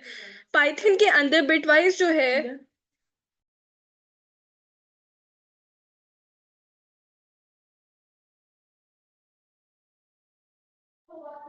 पाइथन के अंदर बिटवाइज जो है वो एम्पर्स, एक मिनट मैं ना ये टेक्स्ट फिनिश कर लूं, पता नहीं क्या मसला है इसको।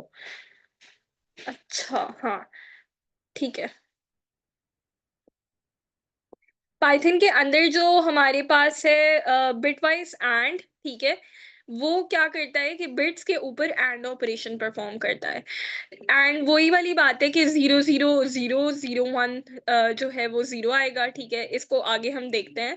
फिर बिटवाइज और क्या करता है कि वो और ऑपरेशन परफॉर्म करता है लेकिन बिट्स के ऊपर करता है। ठीक है, फिर ये टिल्डे का साइन है, टिल्डे का साइन बेसिकली क्या करता है, नॉट ऑपरेशन परफॉर्म करता है, लेकिन ये क्या करेगा कि ये हमारे रिजल्ट को इन्वर्ट कर देगा। अगर हमारे पास बिट में 0 है तो ये उसको 1 कर देगा। ठीक है, अगर 1 है तो वो उसको कर देगा 0। इसी तरह हम नेक्स्ट मूव करते हैं, एक्सॉर है। ठीक है, एक्सॉर अभी तक किसी ने पढ़ा है? जी आपी डिस्क्रीट में पढ़ा है। अच्छा, कशिश, आपने पढ़ा है? पीटीएलडी में पढ़ा था। ठीक है, मतलब डीएलडी और डिस्क्रीट दोनों ने पढ़ लिए। ठीक है, एक्सॉर का बिहेवियर कशिश आप बता सकती हैं?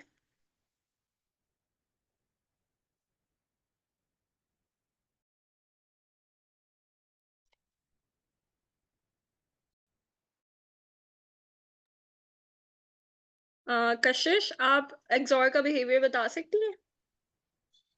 अभी ऐसा जितना खास याद नहीं है, लेकिन ये था कि उसमें और गेट शायद मेरे ख्याल से मिलके बनता था। हाँ, वो मिलके बनता था, लेकिन बिहेवियर थोड़े ना शॉर्टकट्स हमें याद नहीं रहते हैं, ठीक है? मैं इसका एक शॉर्टकट आज बताऊंगी।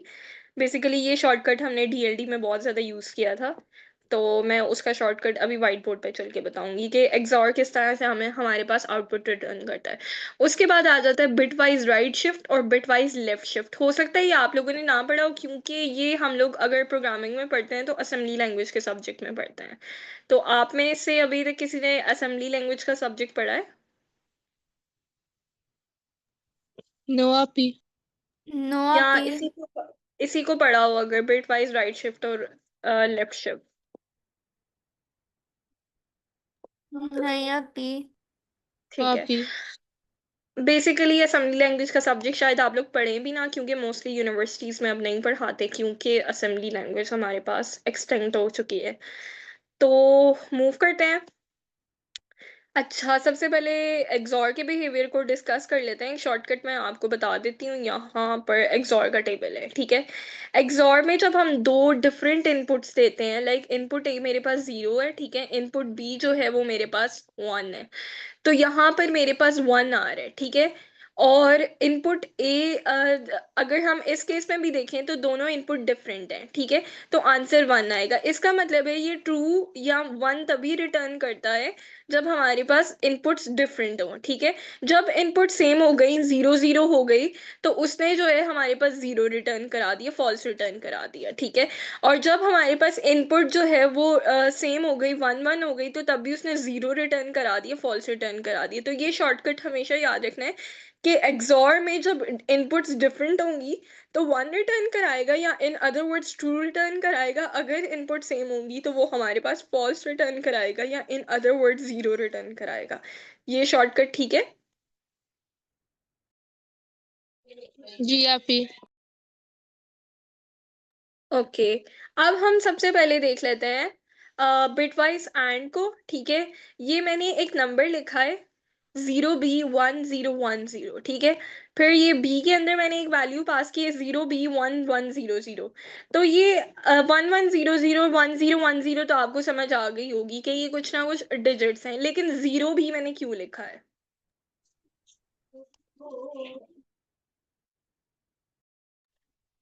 अभी भी तो डेसिमल में वैल्यूज होती है ना? नहीं, वो दूसरी होती है। अच्छा, अरूज, आप कोई सजेस्ट कर सकती हैं कुछ? नो आपी। चलिए, एक चीज मैं यहाँ पर बता देती हूँ कि जब हम बात करते हैं पाइथन के अंदर, मैं किसी नंबर के साथ 0 भी लिखूंगी तो इसका मतलब ये है कि वो बाइनरी नंबर है, ठीक है? अगर मैं खाली यहाँ पर एक मिनट, मैं नोटेशन ऑन करती हूँ। अच्छा, अगर मैं खाली यहाँ पर 1010 लिखती तो पाइथन का इंटरप्रेटर इसे ये समझता कि 1010 है, ठीक है? तो मुझे इसको बाइनरी डिफाइन करने के लिए मैंने यहाँ पर लिखना है 0 भी, ठीक है? अगर इसी तरह मैं एक और यहाँ पर बता देती हूँ कि इसी टेक्स्ट को लिखते हैं। अच्छा, खैर, यहाँ पर चलते हैं। अगर मैं 0 H किसी नंबर से पहले लिखती हूँ तो इसका मतलब ये है कि वो नंबर हेक्साडेसिमल है पाइथन के अंदर। अगर मैं किसी नंबर से पहले 0 O लिख दूं, ठीक है, तो इसका मतलब ये है वो ऑक्टल नंबर में लिख रही हूँ, ठीक है? तो ये पॉइंट आपने याद रखना है। ये क्लियर है? जी आपी, अब समझ आ गई। ठीक है, मैं इसको इरेज कर देती हूँ सारा, और फिर जो है हम करते हैं। कशिश, आपको भी क्लियर है ये? जी आपी। ठीक है। अब जो है हम करते हैं, ये बेसिकली मैंने उसको इंटरप्रेटर को डिफाइन कर दिया है कि ये जो दो नंबर्स हैं मेरे पास, ये हैं बाइनरी नंबर। अब मैं इन पे एंड ऑपरेशन परफॉर्म करती हूँ। प्रिंट के अंदर ही डायरेक्टली जो है हम एंड ऑपरेशन परफॉर्म कर लेते हैं, A&B, ठीक है? तो मेरे पास आंसर जो है वो आ रहा है 8, ठीक है? तो यहाँ से एक बात क्लियर हो जाती है कि जब हम बात करते हैं बिट वाइज ऑपरेटर्स की, तो नंबर पहले हमने इंटीजर, अगर तो डायरेक्टली हम इंटीजर पास कर रहे हैं, ठीक है? फॉर एग्जाम्पल मतलब मैं इंटीजर दे रही थी यहाँ पर, ठीक है? वो भी मैं आपको करके दिखाऊंगी कि अगर इंटीजर देती हूँ तो फिर उसको किस तरह से बाइनरी में कन्वर्ट करते हैं। अभी ये मैंने यहाँ पर नहीं किया, मैंने डायरेक्ट जो है बाइनरी नंबर डिफाइन किए। मैंने दो बाइनरी नंबर्स पास किए और उन पे जब मैंने बिटवाइज ऑपरेशन परफॉर्म करवाया तो मेरे पास रिजल्ट किस फॉर्मेट में रिटर्न हुआ, डेसिमल फॉर्मेट में रिटर्न हुआ। ये पॉइंट क्लियर है? जी आप ही। अच्छा, अब यहाँ पर जो है ना मैं इसी को आपको बता देती हूँ कि लाइक आप इसको किस तरह से जो है वो, अगर आपके पास दो नंबर जो है वो उसमें है इनपुट वाले फंक्शन के साथ इसको परफॉर्म करके देख लेते हैं। मैं यूजर को कहती हूँ कि दो नंबर्स, बल्कि वो फिर ज्यादा मुश्किल हो जाएगा क्योंकि इनपुट का फंक्शन आपको पता है कि स्ट्रिंग में हमें डेटा टाइप देता है।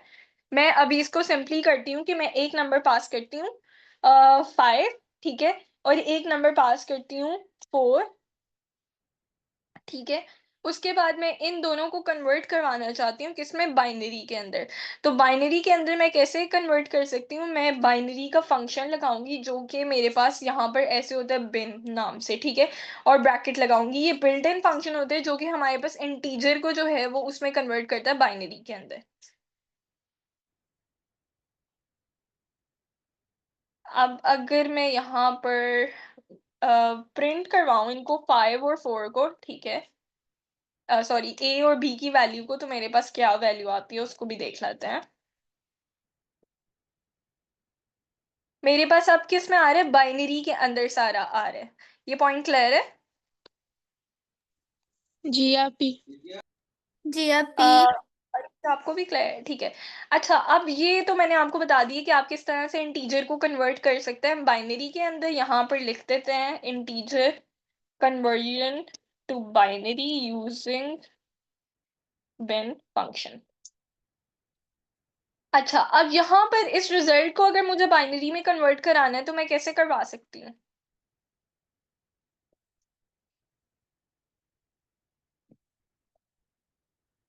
मैं आप आपसे ही पूछ रही पिन। हूँ। हाँ, बिन को ही यूज करेंगे हम। तो बिन को यूज कर लेते हैं और उसके बाद जो है मैं इसको रन करती हूँ तो मेरे पास आंसर जो है वो 1000 आ रहा है, ठीक है। हमने फर्स्ट 4 जो है ना वो बाइनरी नंबर्स को देखना है। ये वाले जो है ना इसका मतलब ये अप टू जितने भी जीरो जहां तक भी बिट्स वो लेके जाना चाहते हैं तो ये 000 ही चलेगा। हाँ, तो अब चलते हैं टेबल पे और व्हाइट बोर्ड पे और जरा कैलकुलेशंस परफॉर्म कर लेते हैं कि ये क्या सच में हमारे पास जीरो वो 8 रिटर्न कराता है। अच्छा, यहाँ पर मेरे पास एंड का टेबल है। 0 0 क्या होता है, 0 होता है, ठीक है। फिर उसके बाद 0 1 क्या होता है, 0 होता है। 1 0 0 होता है, तो 1 1 1 होता है। अब हमने देखा था कि हमारे पास बाइनरी के अंदर 8 की वैल्यू आ रही थी 1000, ठीक है, 1000 इन अदर वर्ड्स। तो कैसे आ रही है, 0 0 को जब हम करते हैं उन पे एंड ऑपरेशन परफॉर्म करते हैं। मैं यहाँ पर एंड भी लिख देती हूँ ताकि आपको क्लियर रहे कि यहाँ पर हम एंड ऑपरेशन परफॉर्म कर रहे हैं। 0 0 करेंगे तो क्या आएगा, 0 आता है, ठीक है। 1 0 करेंगे तो अरूज क्या आएगा,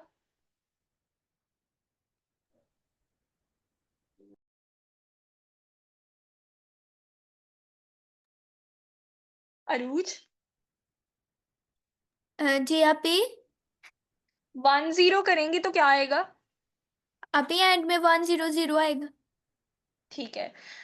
कशिश 1 1 करेंगे तो क्या आएगा, आप ही एंड में 1। हाँ, और 0 1 भी करेंगे तो 0 आएगा, ठीक है। तो ये मेरे पास 1000 हो जाता है, ठीक है। अगर हम 4 बिट बाइनरी का टेबल देखें जो कि मेरे पास यहाँ पर है, किधर गया, एक मिनट, मैं देख लूँ कहाँ पर मैंने टेबल रहा, हाँ। 4 बिट बाइनरी के टेबल में 1000 का मतलब होता है कि ये 8 है। अगर मैं यहाँ पर जाऊं तो ये मेरे पास 100 किसके इक्वल है, डेसिमल में 8 के इक्वल है। ये क्लियर है आपको? जी आप ही। वो वाली शॉर्ट ट्रिक आती है 8421 वाली।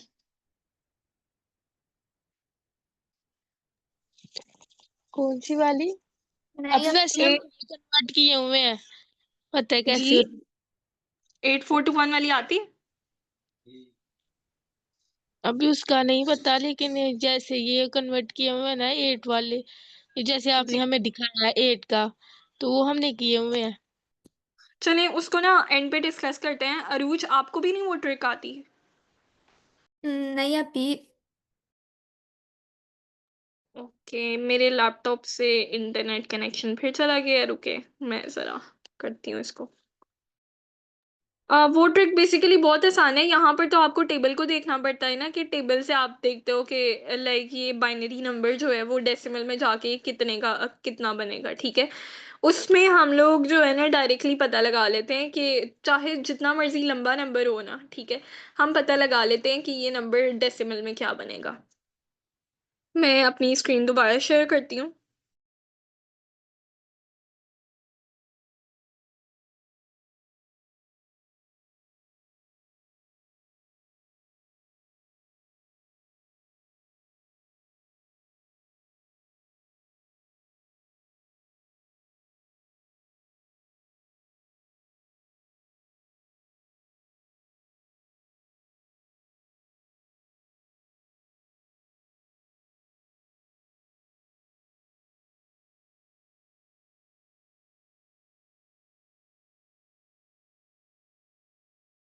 एक मिनट दे मुझे, मेरे पास ना स्क्रीन शेयर नहीं हो रही। मैं दोबारा ज्वाइन करती हूँ।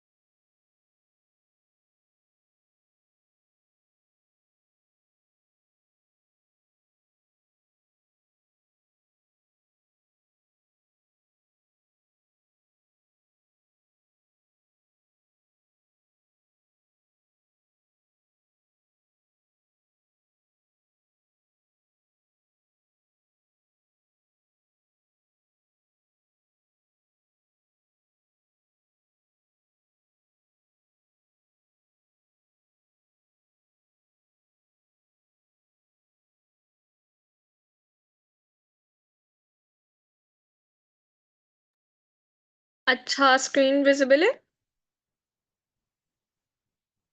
जी आप भी। ओके, इसी तरह हम देख लेते हैं कि और ऑपरेशन हम परफॉर्म करते हैं जब, तो हमारे पास और ऑपरेशन में आना चाहिए वही नंबर, हम 1010, ठीक है। तो देख लेते हैं कि क्या आता है यहाँ पर, ये इसको उठाते हैं, बेसिकली इसी को उठाते हैं, ठीक है, और यहाँ पर चले जाते हैं।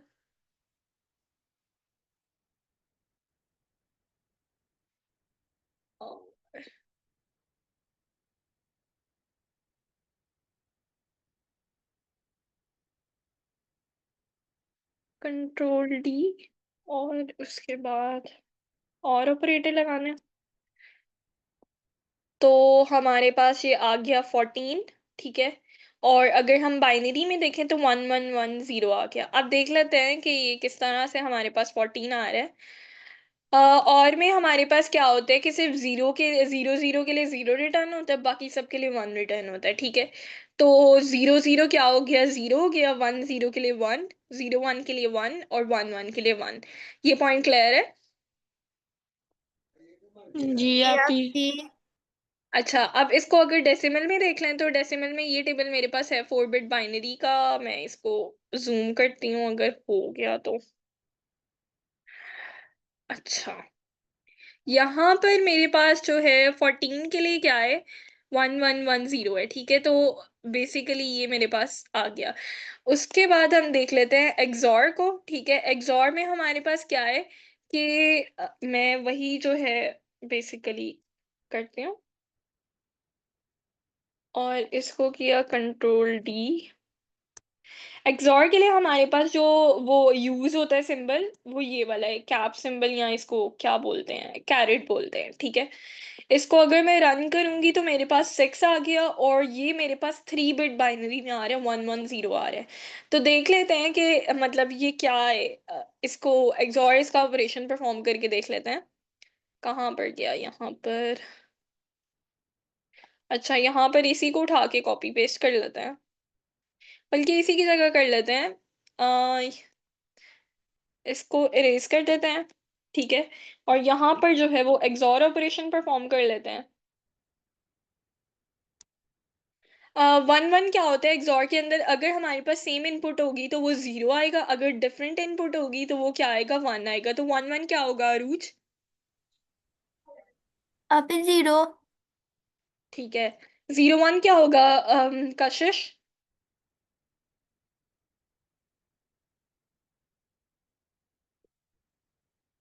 अच्छा चलिए देख लेते हैं। 1 हो जाएगा, ठीक है। और 1 0 क्या होगा? 1 होगा। और 0 0 क्या होगा? 0 हो जाएगा। तो ये मेरे पास 0 1 1 0 आ रहे हैं, ठीक है। अब उसने 3 बिट बाइनरी में हमें क्यों आंसर दिया था? 1 1 0 आंसर दिया था, क्योंकि अगर एंड पे 0 हो तो मोस्टली हम लोग ड्रॉप कर देते हैं, ठीक है। मतलब अंडरस्टूड सी बात है कि 4 बिट बाइनरी में अगर हम इस नंबर को लिखेंगे तो यहाँ पर हम आगे जो है वो 0 ही लगाएंगे लेफ्ट साइड में। तो इसलिए उसने जो है हमें वो 1 1 0 में आंसर दिया। उसके बाद जो है ये पॉइंट क्लियर है? जी आपी। कशिश आपको भी क्लियर है? जी आप ही। चलिए ठीक है। अब जो है हम बात कर लेते हैं कि किस चीज़ की बात करनी थी। हाँ, इसको देख लेते हैं। लाइक टेबल के अंदर ये हमारे पास क्या वैल्यू शो कर रहा है। तो 0 1 1 0 हमारे पास आया, तो 0 1 1 0 कहाँ पर है? 0 ये है, ठीक है। तो 6 आ गया हमारे पास, ठीक है। अब अगर इसको देख लेते हैं तो यहाँ पर भी 6 आ गया। अब बिटवाइज नॉट ऑपरेटर की बात कर लेते हैं। बिटवाइज नॉट ऑपरेटर हमारे पास जो है वो करता है, आउटपुट को इन्वर्ट करता है, ठीक है। पहले प्रिंट करके देख लेते हैं कि हमारे पास क्या आंसर आ रहा है। और इसको जो है प्रिंट बाइनरी का फंक्शन लगाते हैं और ए, ठीक है। अब जब डेसिमल में बात करें तो 10 आंसर आ रहे हैं, ठीक है। मैंने नॉट ऑपरेटर इसके साथ नहीं लगाया। अच्छा, इसके लिए हम टिल्डे का साइन यूज कर रहे थे, ठीक है। यहाँ पर ऐसा कर लेते हैं कि a is equal tilde a लिख लेते हैं और फिर डायरेक्ट a प्रिंट करा देते हैं। तो आपने यहाँ पर देखा कि हमने जब इसको जो है वो इन्वर्ट किया, तो इन्वर्ट करने से क्या होना चाहिए था? 1 0 1 0 हमारे पास क्या होता है? ये होता है हमारे पास 10 होता है, ठीक है, बाइनरी के अंदर डेसिमल में। तो इन्वर्ट होगी ये -10 होना चाहिए था, लेकिन ये -11 आ रहा है। ऐसा क्यों है?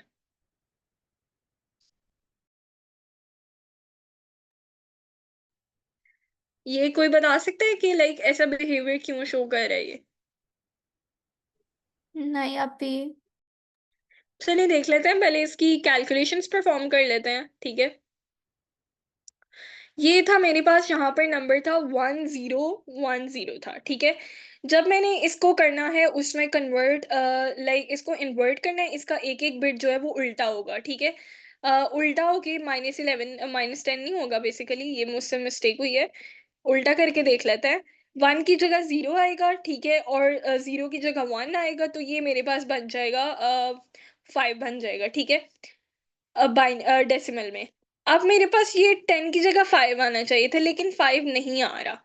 तो इस चीज़ में मैं आपको एक चीज़ बता देती हूँ कि लाइक हमारे पास जब हम बात करते हैं इसकी बाइनरी की, तो इसमें जो लास्ट वाली बिट होती है ना, वो हमारे पास अगर कोई पॉजिटिव नंबर है ना, ठीक है, जैसे 1010 डेसिमल में क्या बन रहा था? ये बन रहा था डेसिमल के अंदर 10 बन रहा था, ठीक है। तो जब हम पॉजिटिव नंबर की बात करते हैं तो इसके पास ना एक साइंड बिट होती है, ठीक है, एंड पे होती है लेफ्ट साइड में। और साइंड बिट जो है ना, अगर 0 होगी तो इसका मतलब ये नंबर पॉजिटिव है, ठीक है। अगर जो है वो साइंड बिट 1 हो जाती है तो इसका मतलब ये है कि नंबर नेगेटिव है। जब हमने बाकी नंबर्स की भी बात की थी, यहाँ पर ऑपरेशन परफॉर्म कर रहे थे जब हम एंड और का कहाँ गया, हाँ। तो यहाँ पर भी 0 असाइन था उन्हें, क्योंकि ये पॉजिटिव नंबर थे। लेकिन 0 हमने इसलिए नहीं लिखा था क्योंकि 0 और 0 का जब एंड लेंगे तो 0 ही आएगा। 0 और 0 का और लेंगे तो 0 ही आएगा, ठीक है। और 0 और 0 का एक्सॉर भी लेंगे हम तो 0 ही आएगा। ऐसा ही है।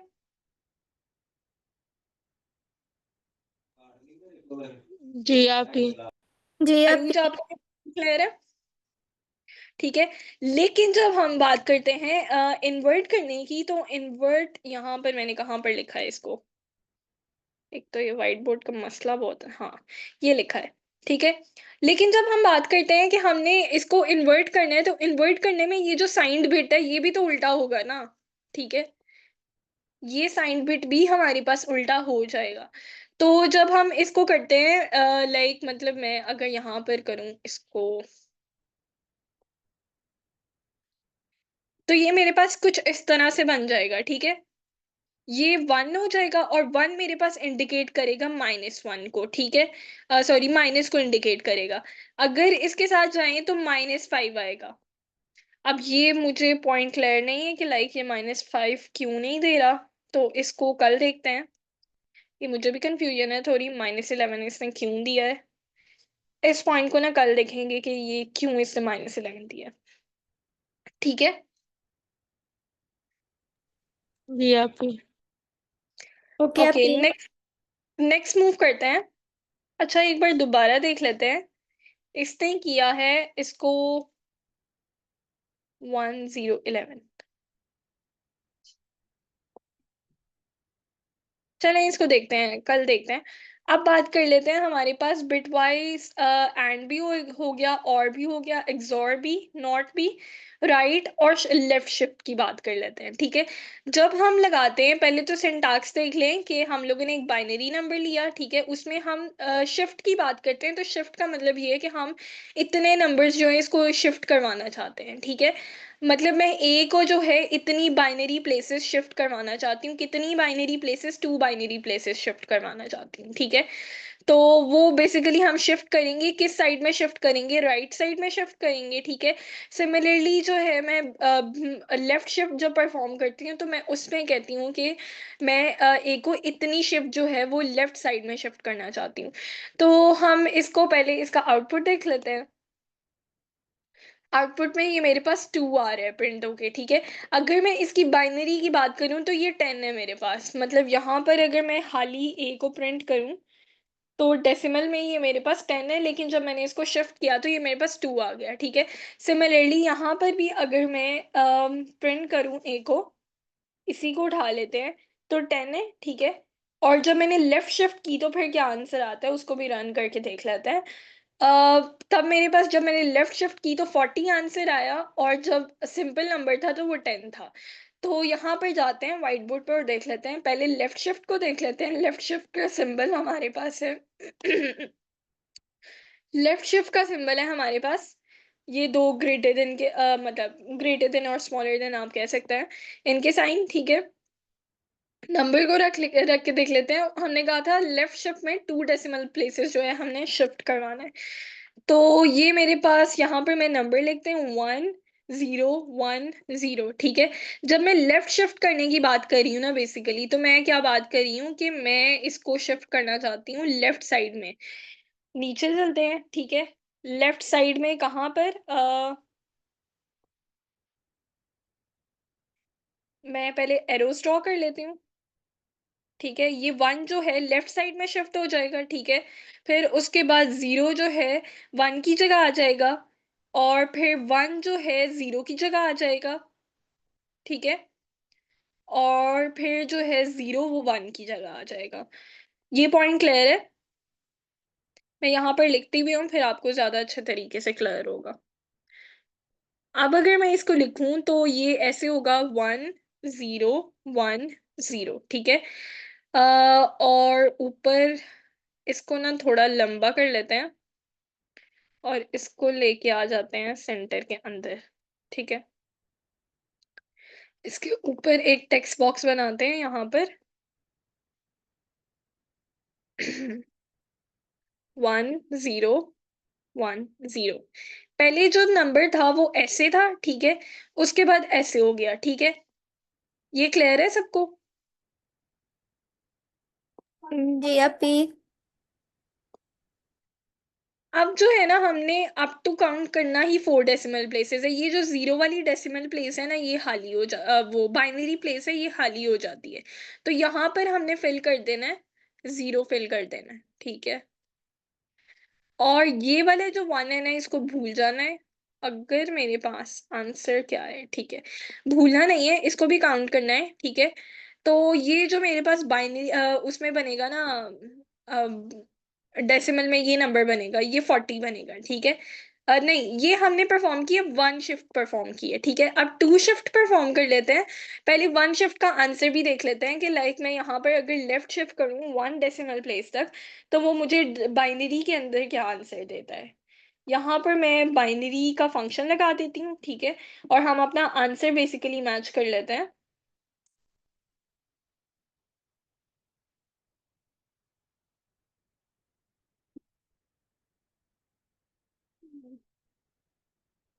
क्या है, 10100, हमारा एग्जैक्ट आंसर मैच हो गया है, ठीक है। 10100 जब हमने सिंगल शिफ्ट परफॉर्म की। अब अगर मैं 2 शिफ्ट परफॉर्म करती हूँ, यानी 2 डेसिमल प्लेसेस तक शिफ्ट परफॉर्म करती हूँ, इसको डेसिमल में भी देख लेते हैं कि लाइक इसका डेसिमल में क्या आंसर आता है हमारे पास। यही वाला नंबर वो उठाते हैं, ठीक है, और यहाँ पर लिखते हैं जब मैंने 1 शिफ्ट परफॉर्म की तो तब मेरे पास आना चाहिए 20। तो क्या मेरे पास 20 आ रहा है कि नहीं। तो एज यू कैन सी ये मेरे पास 20 आ रहा है। 8 बज गए हैं, काफ़ी टाइम हो गया, लेकिन हम इस टॉपिक को एंड करके जो है वो जाएंगे। तो यहाँ पर जो है, अब 2 शिफ्ट परफॉर्म कर लेते हैं, ये तो हो गई सिंगल शिफ्ट, ठीक है। अब यहीं पर मैं एक टेक्स्ट बॉक्स ड्रॉ करती हूँ, ठीक है, और हम जो है वो 2 शिफ्ट परफॉर्म कर लेते हैं। अब लेफ्ट शिफ्ट कैसे होगी, कोई मुझे लिखवा सकता है। कशिश आप लिखवाएं।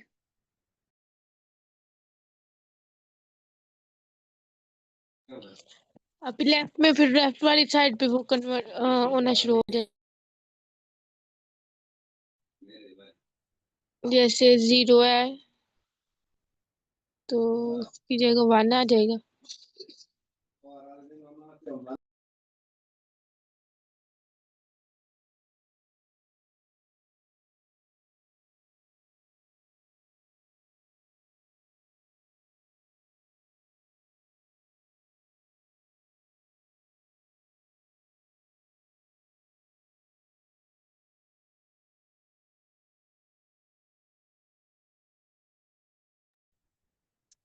अच्छा, मैं बोले जा रही हूँ, माइक म्यूट है।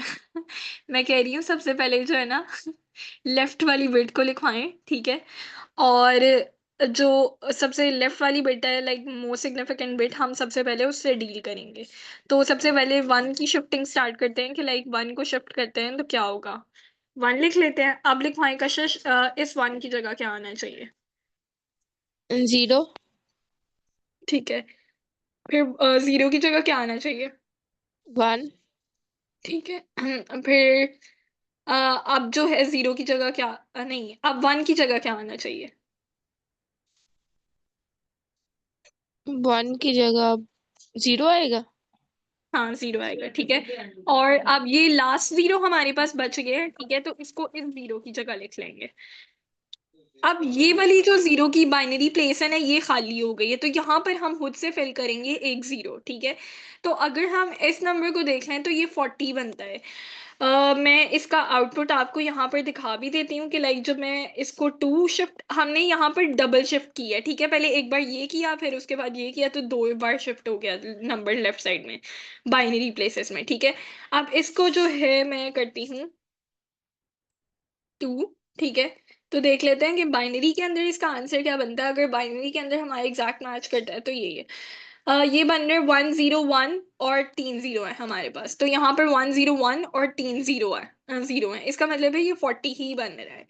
तो आपने एक शॉर्टकट भी याद रखना है कि जब हम लेफ्ट शिफ्ट परफॉर्म कर रहे होते हैं तो सिंगल लेफ्ट शिफ्ट में जो है ना, जो भी आपका नंबर होगा ना उसको आपने 2 से मल्टीप्लाई कर देना है, ठीक है। 2 से मल्टीप्लाई करेंगे तो आपके पास जो है वो सिंगल लेफ्ट शिफ्ट का आंसर आ जाएगा। अगर आप डबल लेफ्ट शिफ्ट परफॉर्म कर रहे हैं तो 4 से मल्टीप्लाई कर लें, ठीक है। इसी तरह अगर आप ट्रिपल लेफ्ट शिफ्ट परफॉर्म कर रहे हैं, ठीक है, तो 4 का डबल होता है, लाइक आपने ना 2 2 ऐड करते जाना है, ठीक है। मेरे ख्याल से 6 के साथ हम मल्टीप्लाई करेंगे। तो इस तरह से जो है आपने करते जाना है, और फिर जो है ना मतलब हमारे पास लेफ्ट शिफ्ट का शॉर्टकट में ये आंसर आएगा। ये पॉइंट क्लियर है।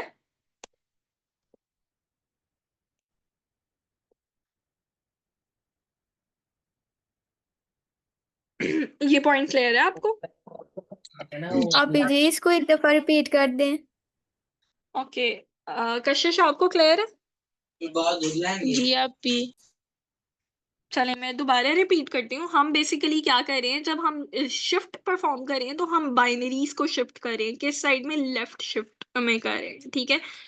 तो लेफ्ट शिफ्ट जब हम करते हैं तो हम लेफ्ट साइड से स्टार्ट करते हैं, ठीक है, मोस्ट सिग्निफिकेंट बिट से। जो हमारी लेफ्ट सबसे लेफ्ट मोस्ट बिट होती है ना, उसको हम कहते हैं मोस्ट सिग्निफिकेंट बिट। मैं यहाँ पर लिख भी देती हूँ, या इसका शॉर्टकट हम बोलते हैं एमएसपी, ठीक है, एमएसपी। अभी आप डीएलटी पढ़ेंगी ना अरूज, तो वहां पर आपको पता लग जाएगा कि हम इसको एमएसपी बोलते हैं। और जो सब हमारी सबसे राइट मोस्ट बिट होती है ना, वो होती है लीस्ट सिग्निफिकेंट बिट या एलएसबी। तो हमने हमेशा जब भी शिफ्टिंग स्टार्ट करनी है एमएसपी से करनी है। अगर एक शिफ्ट की बात हो रही है कि बिट को एक नंबर आगे शिफ्ट करें, ठीक है, तो हमने एक बाइनरी प्लेस आगे शिफ्ट करना है, ठीक है। वन जो है वो थोड़ा आगे चला जाएगा, फिर जीरो जो है वो वन की जगह आ जाएगा, इस वन की जगह। अगर मैं इसको डिफरेंट कलर से मार्क करूं, मैं आपको मार्क करके दिखा देती हूँ।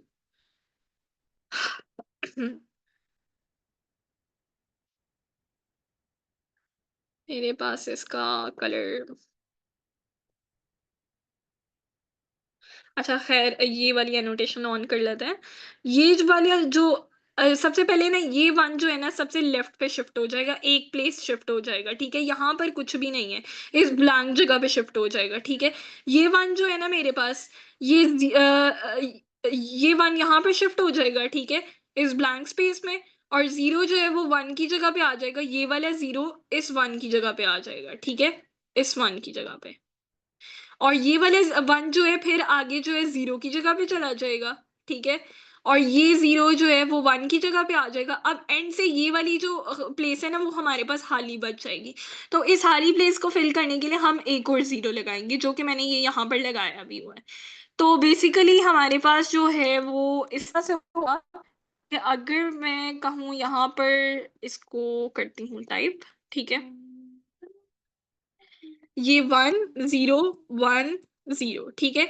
तो शिफ्टिंग कैसे हो रही है कि यहाँ पर ये जो है वन यहाँ पर चला गया, ठीक है, जीरो वन की जगह पे आ गया, ठीक है, फिर वन जीरो की जगह पे चला गया, ठीक है, और जीरो वन की जगह पे आ गया। तो ये वाली जीरो वाली प्लेस खाली बच जाएगी हमारे पास, ये वाला जीरो जो है, ठीक है। तो इसकी जगह पे जो है हम लोग खुद जीरो पुट करेंगे, तो ये आंसर हमारे पास बनेगा एक शिफ्ट कर नहीं, ये आंसर हमारे पास बनेगा ये वाला, अगर हम एक शिफ्ट कर रहे हैं, ठीक है।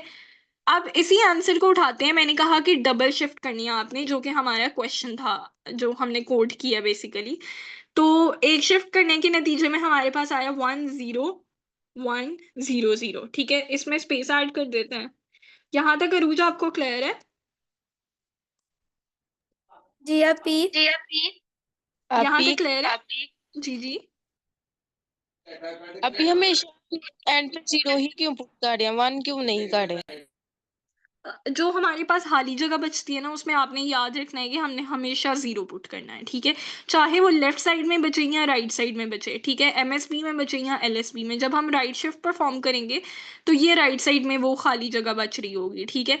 तो वहां पर हम जो है ना, सॉरी, लेफ्ट साइड में एमएसबी वाली साइड में खाली जगह बच रही होगी, तो हमने जीरो ही पुट करना है, जी ठीक है। ठीक है।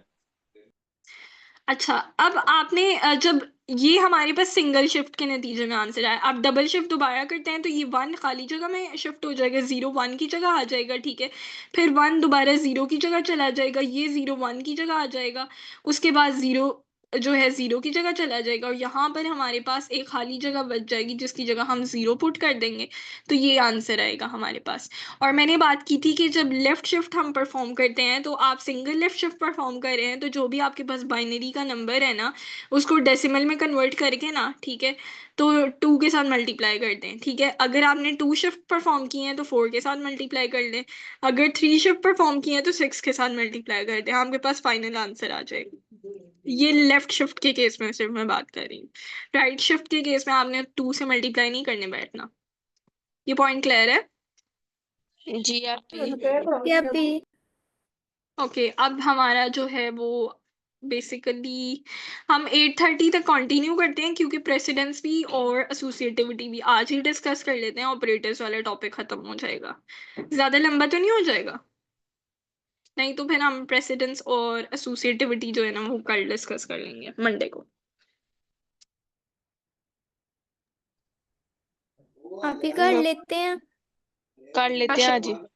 ओके ठीक है। अब हम बात कर लेते हैं बिटवाइज राइट शिफ्ट की। ठीक है, तो राइट शिफ्ट में भी मैंने 2 शिफ्ट लगाई हैं। ठीक है, तो हमारे पास 10 से आंसर 2 आ गया है। इसी को उठाते हैं और इसी पे जो है ना वो राइट शिफ्ट परफॉर्म कर लेते हैं।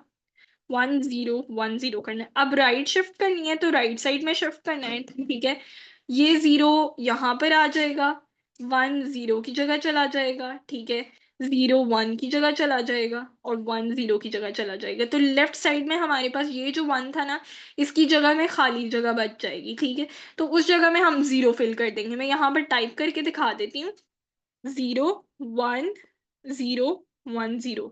ये इस तरह से हमारे पास होगा। और ये जो है ना बेसिकली ये हमारे पास 0, जब पहला 0 लीस्ट सिग्निफिकेंट बिट का निकलेगा ना, वो बाहर ही निकल जाएगा। हम उसको आंसर ही कंसिडर नहीं करेंगे।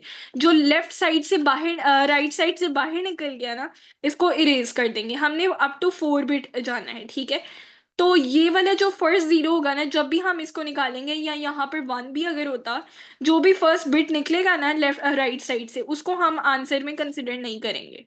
ये पॉइंट क्लियर है?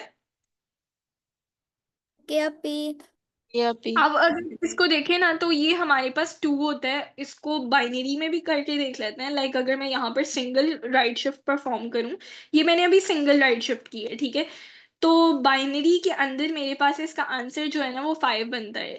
और मैं इसको बाइनरी में भी करके देख लेती हूँ कि लाइक यहाँ पर लिख देते हैं, इसी को उठाते हैं, कॉपी करते हैं और पेस्ट करते हैं। ठीक है, और उसके बाद जो है बिन का फंक्शन यूज कर लेते हैं और देख लेते हैं हमारा आंसर मैच करता है कि नहीं। तो ये आ गया 1 0 1। ठीक है, अगर वहां पर व्हाइट बोर्ड पे देखें तो वहां पर भी हमारे पास 1 0 1 आ रहा था। एंड वाले 0 को हम कंसिडर ही नहीं कर रहे। ठीक है, मतलब मैंने आपको बताया था कि 4 बिट बाइनरी में बात करें या 3 बिट बाइनरी में, तो 1 0 1 हमारे पास क्या होता है, टेबल में देख लेते हैं। 1 0 1 यहाँ पर भी 5 है। ठीक है, एंड वाला 5 तो हम लेफ्ट साइड में कंसिडर नहीं ना करें मोस्ट सिग्निफिकेंट बिट में। और अगर मैं 3 बिट बाइनरी वाले टेबल आपको यहाँ पर दिखा दूँ, तो उस केस में भी जो है हमारे पास 1 0 1 जो है वो 5 कंसिडर हो रहा है। ये पॉइंट क्लियर है आपको? जी कि आप पी। अब हम परफॉर्म कर रहे हैं 2 शिफ्ट परफॉर्म कर रहे हैं राइट साइड में। ठीक है, सिंगल शिफ्ट हमारे पास हो गई। कहाँ पर परफॉर्म की है? यहाँ पर परफॉर्म की है। नहीं, हाँ। अब हम इसी को दोबारा जो है ना इस पे शिफ्ट परफॉर्म करते हैं। मैं यहाँ पर इरेजर यूज कर लेती हूँ। ठीक है, इस पे एक और शिफ्ट परफॉर्म करेंगे तो हमारे पास 2 शिफ्ट आ जाएंगी। राइट साइड में करनी है तो ये जो है 1, जब इसको निकालेंगे राइट साइड में, तो ये 1 वैसे ही नंबर से बाहर निकल जाएगा। ठीक है, इसकी जगह हम लिख लेते हैं, इस 1 की जगह क्या आएगा? अरूज आप बताएं अब। ही 0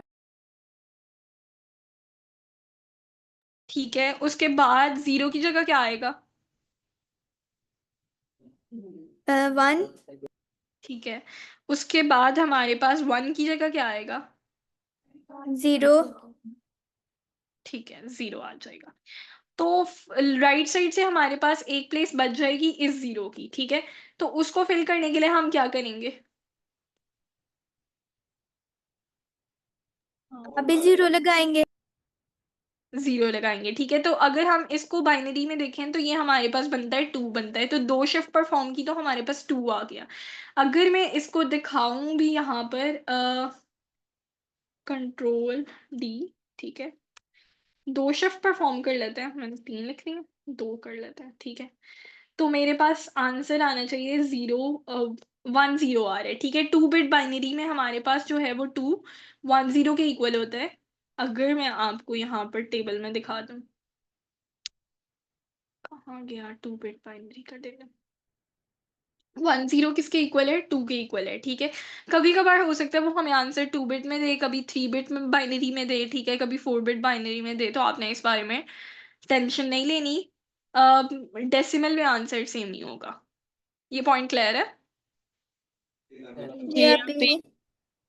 ही ठीक है, मुझे लगता है ये टॉपिक हमारा काफी ज्यादा जो है ना वो हैवी था आज, तो इसमें यही सब कुछ था। अब मूव करते हैं जरा, छोटा सा टॉपिक है, प्रेसिडेंस की बात कर लेते हैं, ठीक है।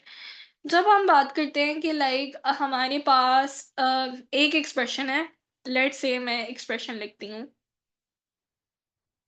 ए, ठीक है, बी, और यहाँ पर लिख लेते हैं एंड सी। ऊपर वाली वैल्यू ये ए बी की गेट कर लेगा, सी की यहाँ पर असाइन कर देते हैं, सी की असाइन कर देते हैं 0 B 1100, ठीक है।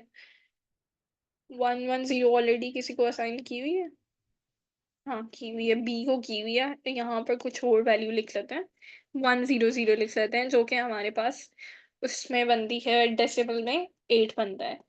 तो अगर इस तरह का एक्सप्रेशन है तो इसमें आपको क्या लगता है कि सबसे पहले हमारे पास क्या जो है वो ऑपरेशन परफॉर्म होना चाहिए? अभी वैसे तो हम पहले एंड वाला परफॉर्म करते हैं ना। हाँ, हाँ, देख लेते हैं। प्रेसिडेंस में अगर हमारे पास एक ऐसा एक्सप्रेशन है जिसके अंदर जो है वो सारे बिट वाइज ऑपरेटर है, तो उसमें सबसे पहले हमारे पास नॉट ऑपरेशन परफॉर्म होगा, ठीक है। और फिर उसके बाद बिटवाइज लेफ्ट और राइट की प्रेसिडेंस इक्वल है, यानी दोनों एक ही एट द सेम टाइम जो है परफॉर्म होंगे। उसके बाद हमारे पास बिटवाइज एंड की प्रेसिडेंस आती है, फिर एक्सॉर की आती है, और सबसे लो जो प्रेसिडेंस होती है वो और की होती है। ये बात है बिटवाइज ऑपरेटर के अंदर, इनका जब हम आपस का कंपैरिजन करते हैं, ठीक है। ये पॉइंट क्लियर है? जी अभी।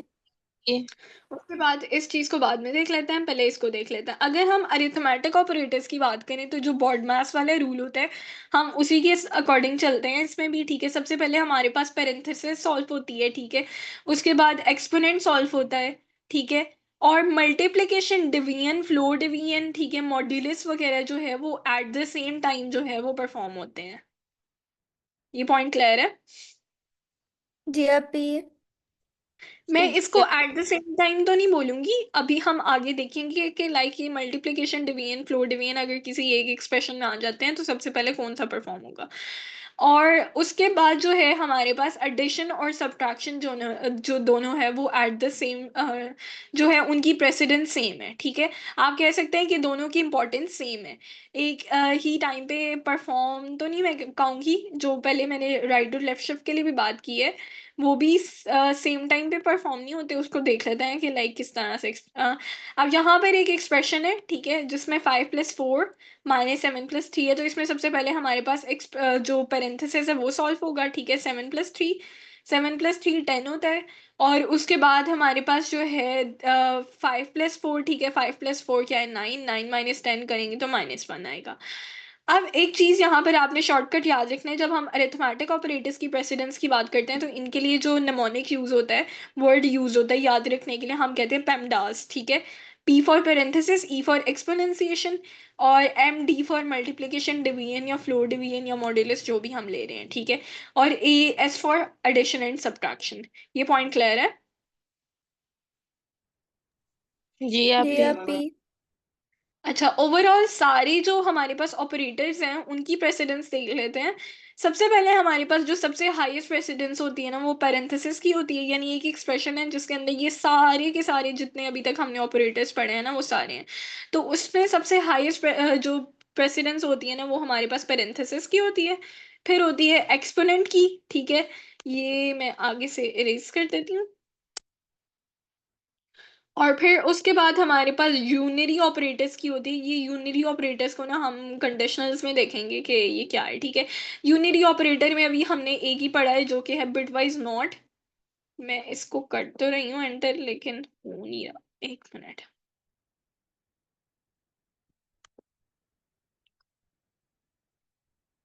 हाँ, यूनरी ऑपरेटर में अभी तक हमने बिटवाइज नॉट पढ़ा है, ठीक है। यानी जो सिंगल ऑपरेंड पे ऑपरेट होते हैं, बाकी सारे जो हैं ये +x और -x, इसको हम देखेंगे कंडीशनल स्टेटमेंट्स में देखेंगे। इनकी प्रेसिडेंस एक्सपोनेंट्स के बाद आती है, उसके बाद आती है हमारे पास मल्टीप्लिकेशन और मैट्रिक्स मल्टीप्लिकेशन। ये मैट्रिक्स मल्टीप्लिकेशन क्या है, आपने C++ में 2D अरेज वाला कॉन्सेप्ट पढ़ा होगा, पढ़ा है कि नहीं? आपकी किस में? C++ में 2D आप ही बोला अरेज। बट उसकी प्रैक्टिस नहीं है। ठीक है, इसमें सिर्फ कॉन्सेप्ट वाली ही बात है, मैंने आपको ज्यादा एक्सप्लेन नहीं करना। आपने कशिश पढ़ा है? अभी पढ़ा है लेकिन प्रैक्टिस नहीं। ठीक है, कॉन्सेप्ट ये है कि जब हम मैट्रिक्स की बात करते हैं तो हम प्रोग्रामिंग में उसकी जगह 2D अरेज बनाते हैं, ऐसा ही है?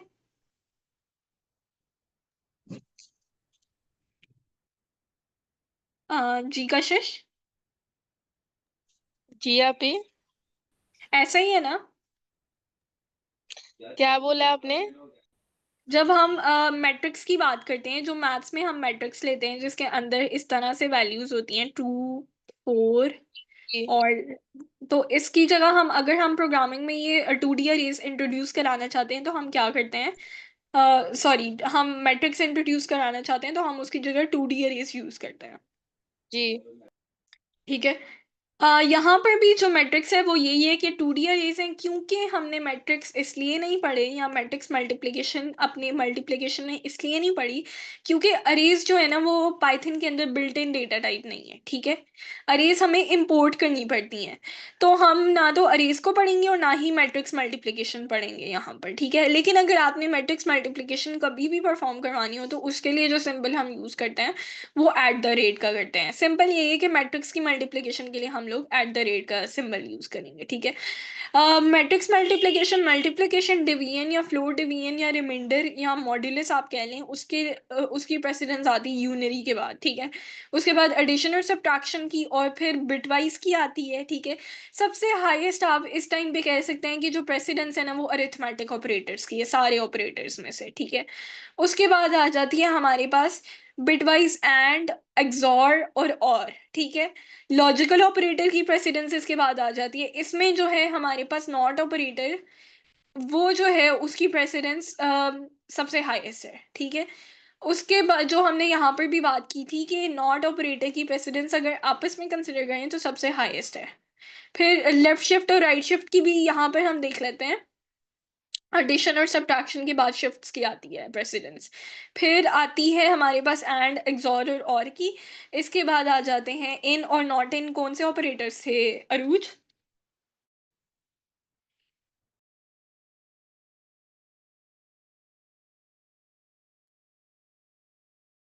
अरूज, इन और नॉट इन कौन से ऑपरेटर्स जी थे? जी आप ही। इन और नॉट इन कौन से? कशिश आप बता दें। आप ही उसमें हमने अभी देखा है कि इनमें अगर हमने कोई वेरिएबल है उसको कोई वैल्यू दी है तो इनमें ये होगा कि हम लोग बताएंगे कि उसमें वो वाला वेरिएबल है, मतलब वो वाला, मतलब क्या सिंपली ले, नेम बता। वो है आप ही मेंबरशिप ऑपरेटर।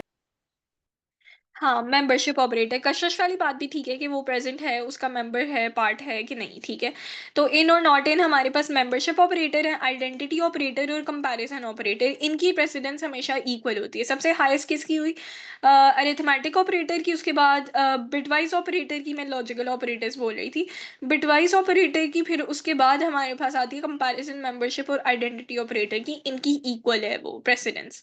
फिर आ जाते हैं logical operator, Boolean not, Boolean and और जो हमारे पास ट्रू फॉल्स रिटर्न कराते हैं, इनकी और आती है। और सबसे कम जो हमारे पास वो होती है ना प्रेसिडेंस, वो होती है असाइनमेंट ऑपरेटर की, या आप इसको वॉलर्स ऑपरेटर भी बोल सकते हैं, जिसमें हमारे पास प्लस इक्वल टू आता है, minus equal to, multiply equal to. ठीक है, ये सारे जो है ना हमारे पास, इसमें सबसे कम इनकी आती है प्रेसिडेंस।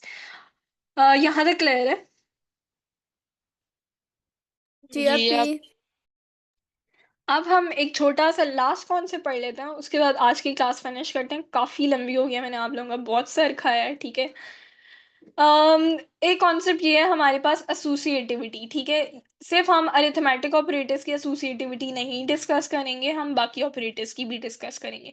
जब एक ऐसा एक्सप्रेशन आ गया जिसके अंदर मल्टीप्लाई का भी साइन है और डिवाइड का भी साइन है, दोनों की प्रेसिडेंस इक्वल होती है, तो इसमें से हम सबसे पहले किसको परफॉर्म करेंगे?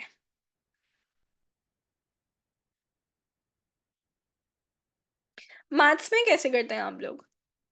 आप ही मैथ्स में हम भले डिवाइड को करते हैं फिर मल्टीप्लाई को करते हैं। पहले डिवाइड को करते हैं फिर मल्टीप्लाई, ऐसे ही होता है मैथ्स में? कशिश आप बताएं मुझे।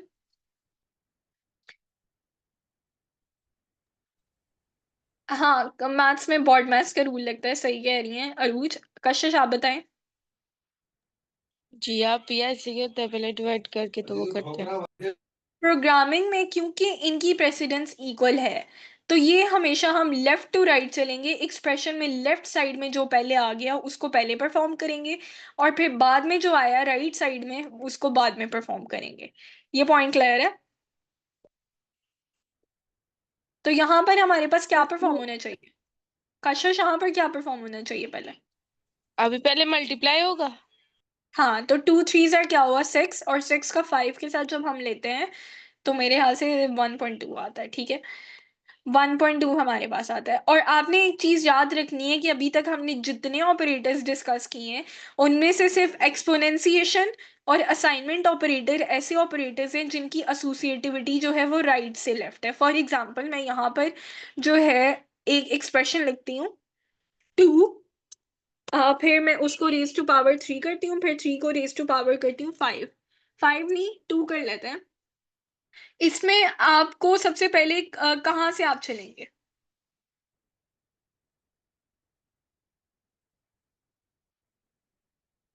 सबसे पहले हम लोग ना, जी जी कशिश बताएं।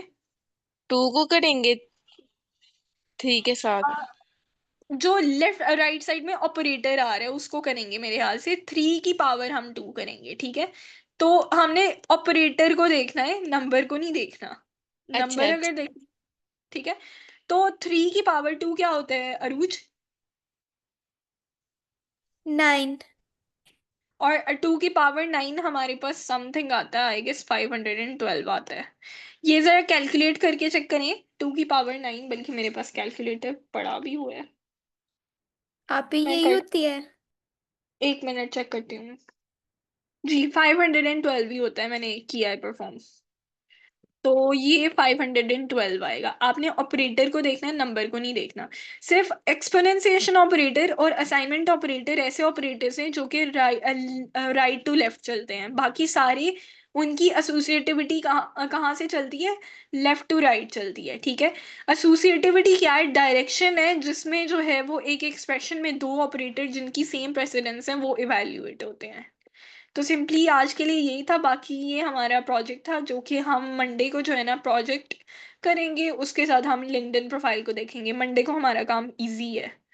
तो जिसकी लिंक्डइन प्रोफाइल नहीं बनी हुई, हम मंडे को इंशाल्लाह जो है ना उसको डिस्कस कर लेंगे, क्योंकि आज की क्लास काफ़ी लंबी हो गई है, ठीक है। ओके आप ही, इंशाल्लाह। ठीक है जी कशिश। आप जी आप ही। कशिश भी कह रही होगी कि मैंने इतने दिन बाद क्लास ज्वाइन किया और आज इतना ज़्यादा पढ़ा दिया है। नहीं आप ही, मजा आता है पढ़ने का, मतलब समझ आती है ना साथ साथ। जी जी। चलें ठीक है। और मंडे को जो है ना आपकी असाइनमेंट की भी डेडलाइन संडे तक है। और मंडे को असाइनमेंट को अगर टाइम बचा तो थोड़ा डिस्कस कर लेंगे, नहीं तो हम उसको रख लेंगे नेक्स्ट फ्राइडे के लिए। और फिर मैं आपको जो है ना न्यू असाइनमेंट मंडे को ही असाइन कर दूंगी, जिसको आपको बनाने में पूरा वीक लग जाएगा, हो सकता है 2 वीक्स भी लग जाए, क्योंकि वो प्रोजेक्ट होगा उस असाइनमेंट में। इसी हमारा जो ये मिनी प्रोजेक्ट है ना, इससे रिलेटेड एक लंबा प्रोजेक्ट होगा। तो आपने रेडी रहना है। और बाकी जो है आज के लिए इतना ही था। आज के लिए किसी का कोई क्वेश्चन है? नो आप ही, समझ आ गया है। चलिए ठीक है। कशिश आपको भी आ गई है? जी आप ही। चलें ठीक है, मैं रिकॉर्डिंग स्टॉप करती हूँ, फिर उसके बाद आप क्लास लीव कर दें। और मैं आज मसला देखती हूँ क्या आ रहा है रिकॉर्डेड लेक्चर्स के साथ। पता नहीं, मैं तो उसको अपलोड कर देती हूँ लेकिन वो एक्सेसिबल ही नहीं हो पा रहे। आप ही, वो मैंने ये भी कहना था कि कल वाली रिकॉर्डिंग मुझे शेयर कर दीजिएगा। जी ठीक है, मैं आज उसको अपलोड करके ना फिर आपके साथ शेयर कर देती हूँ। चलिए ठीक है फिर, ठीक। रिकॉर्डिंग स्टॉप करते हैं।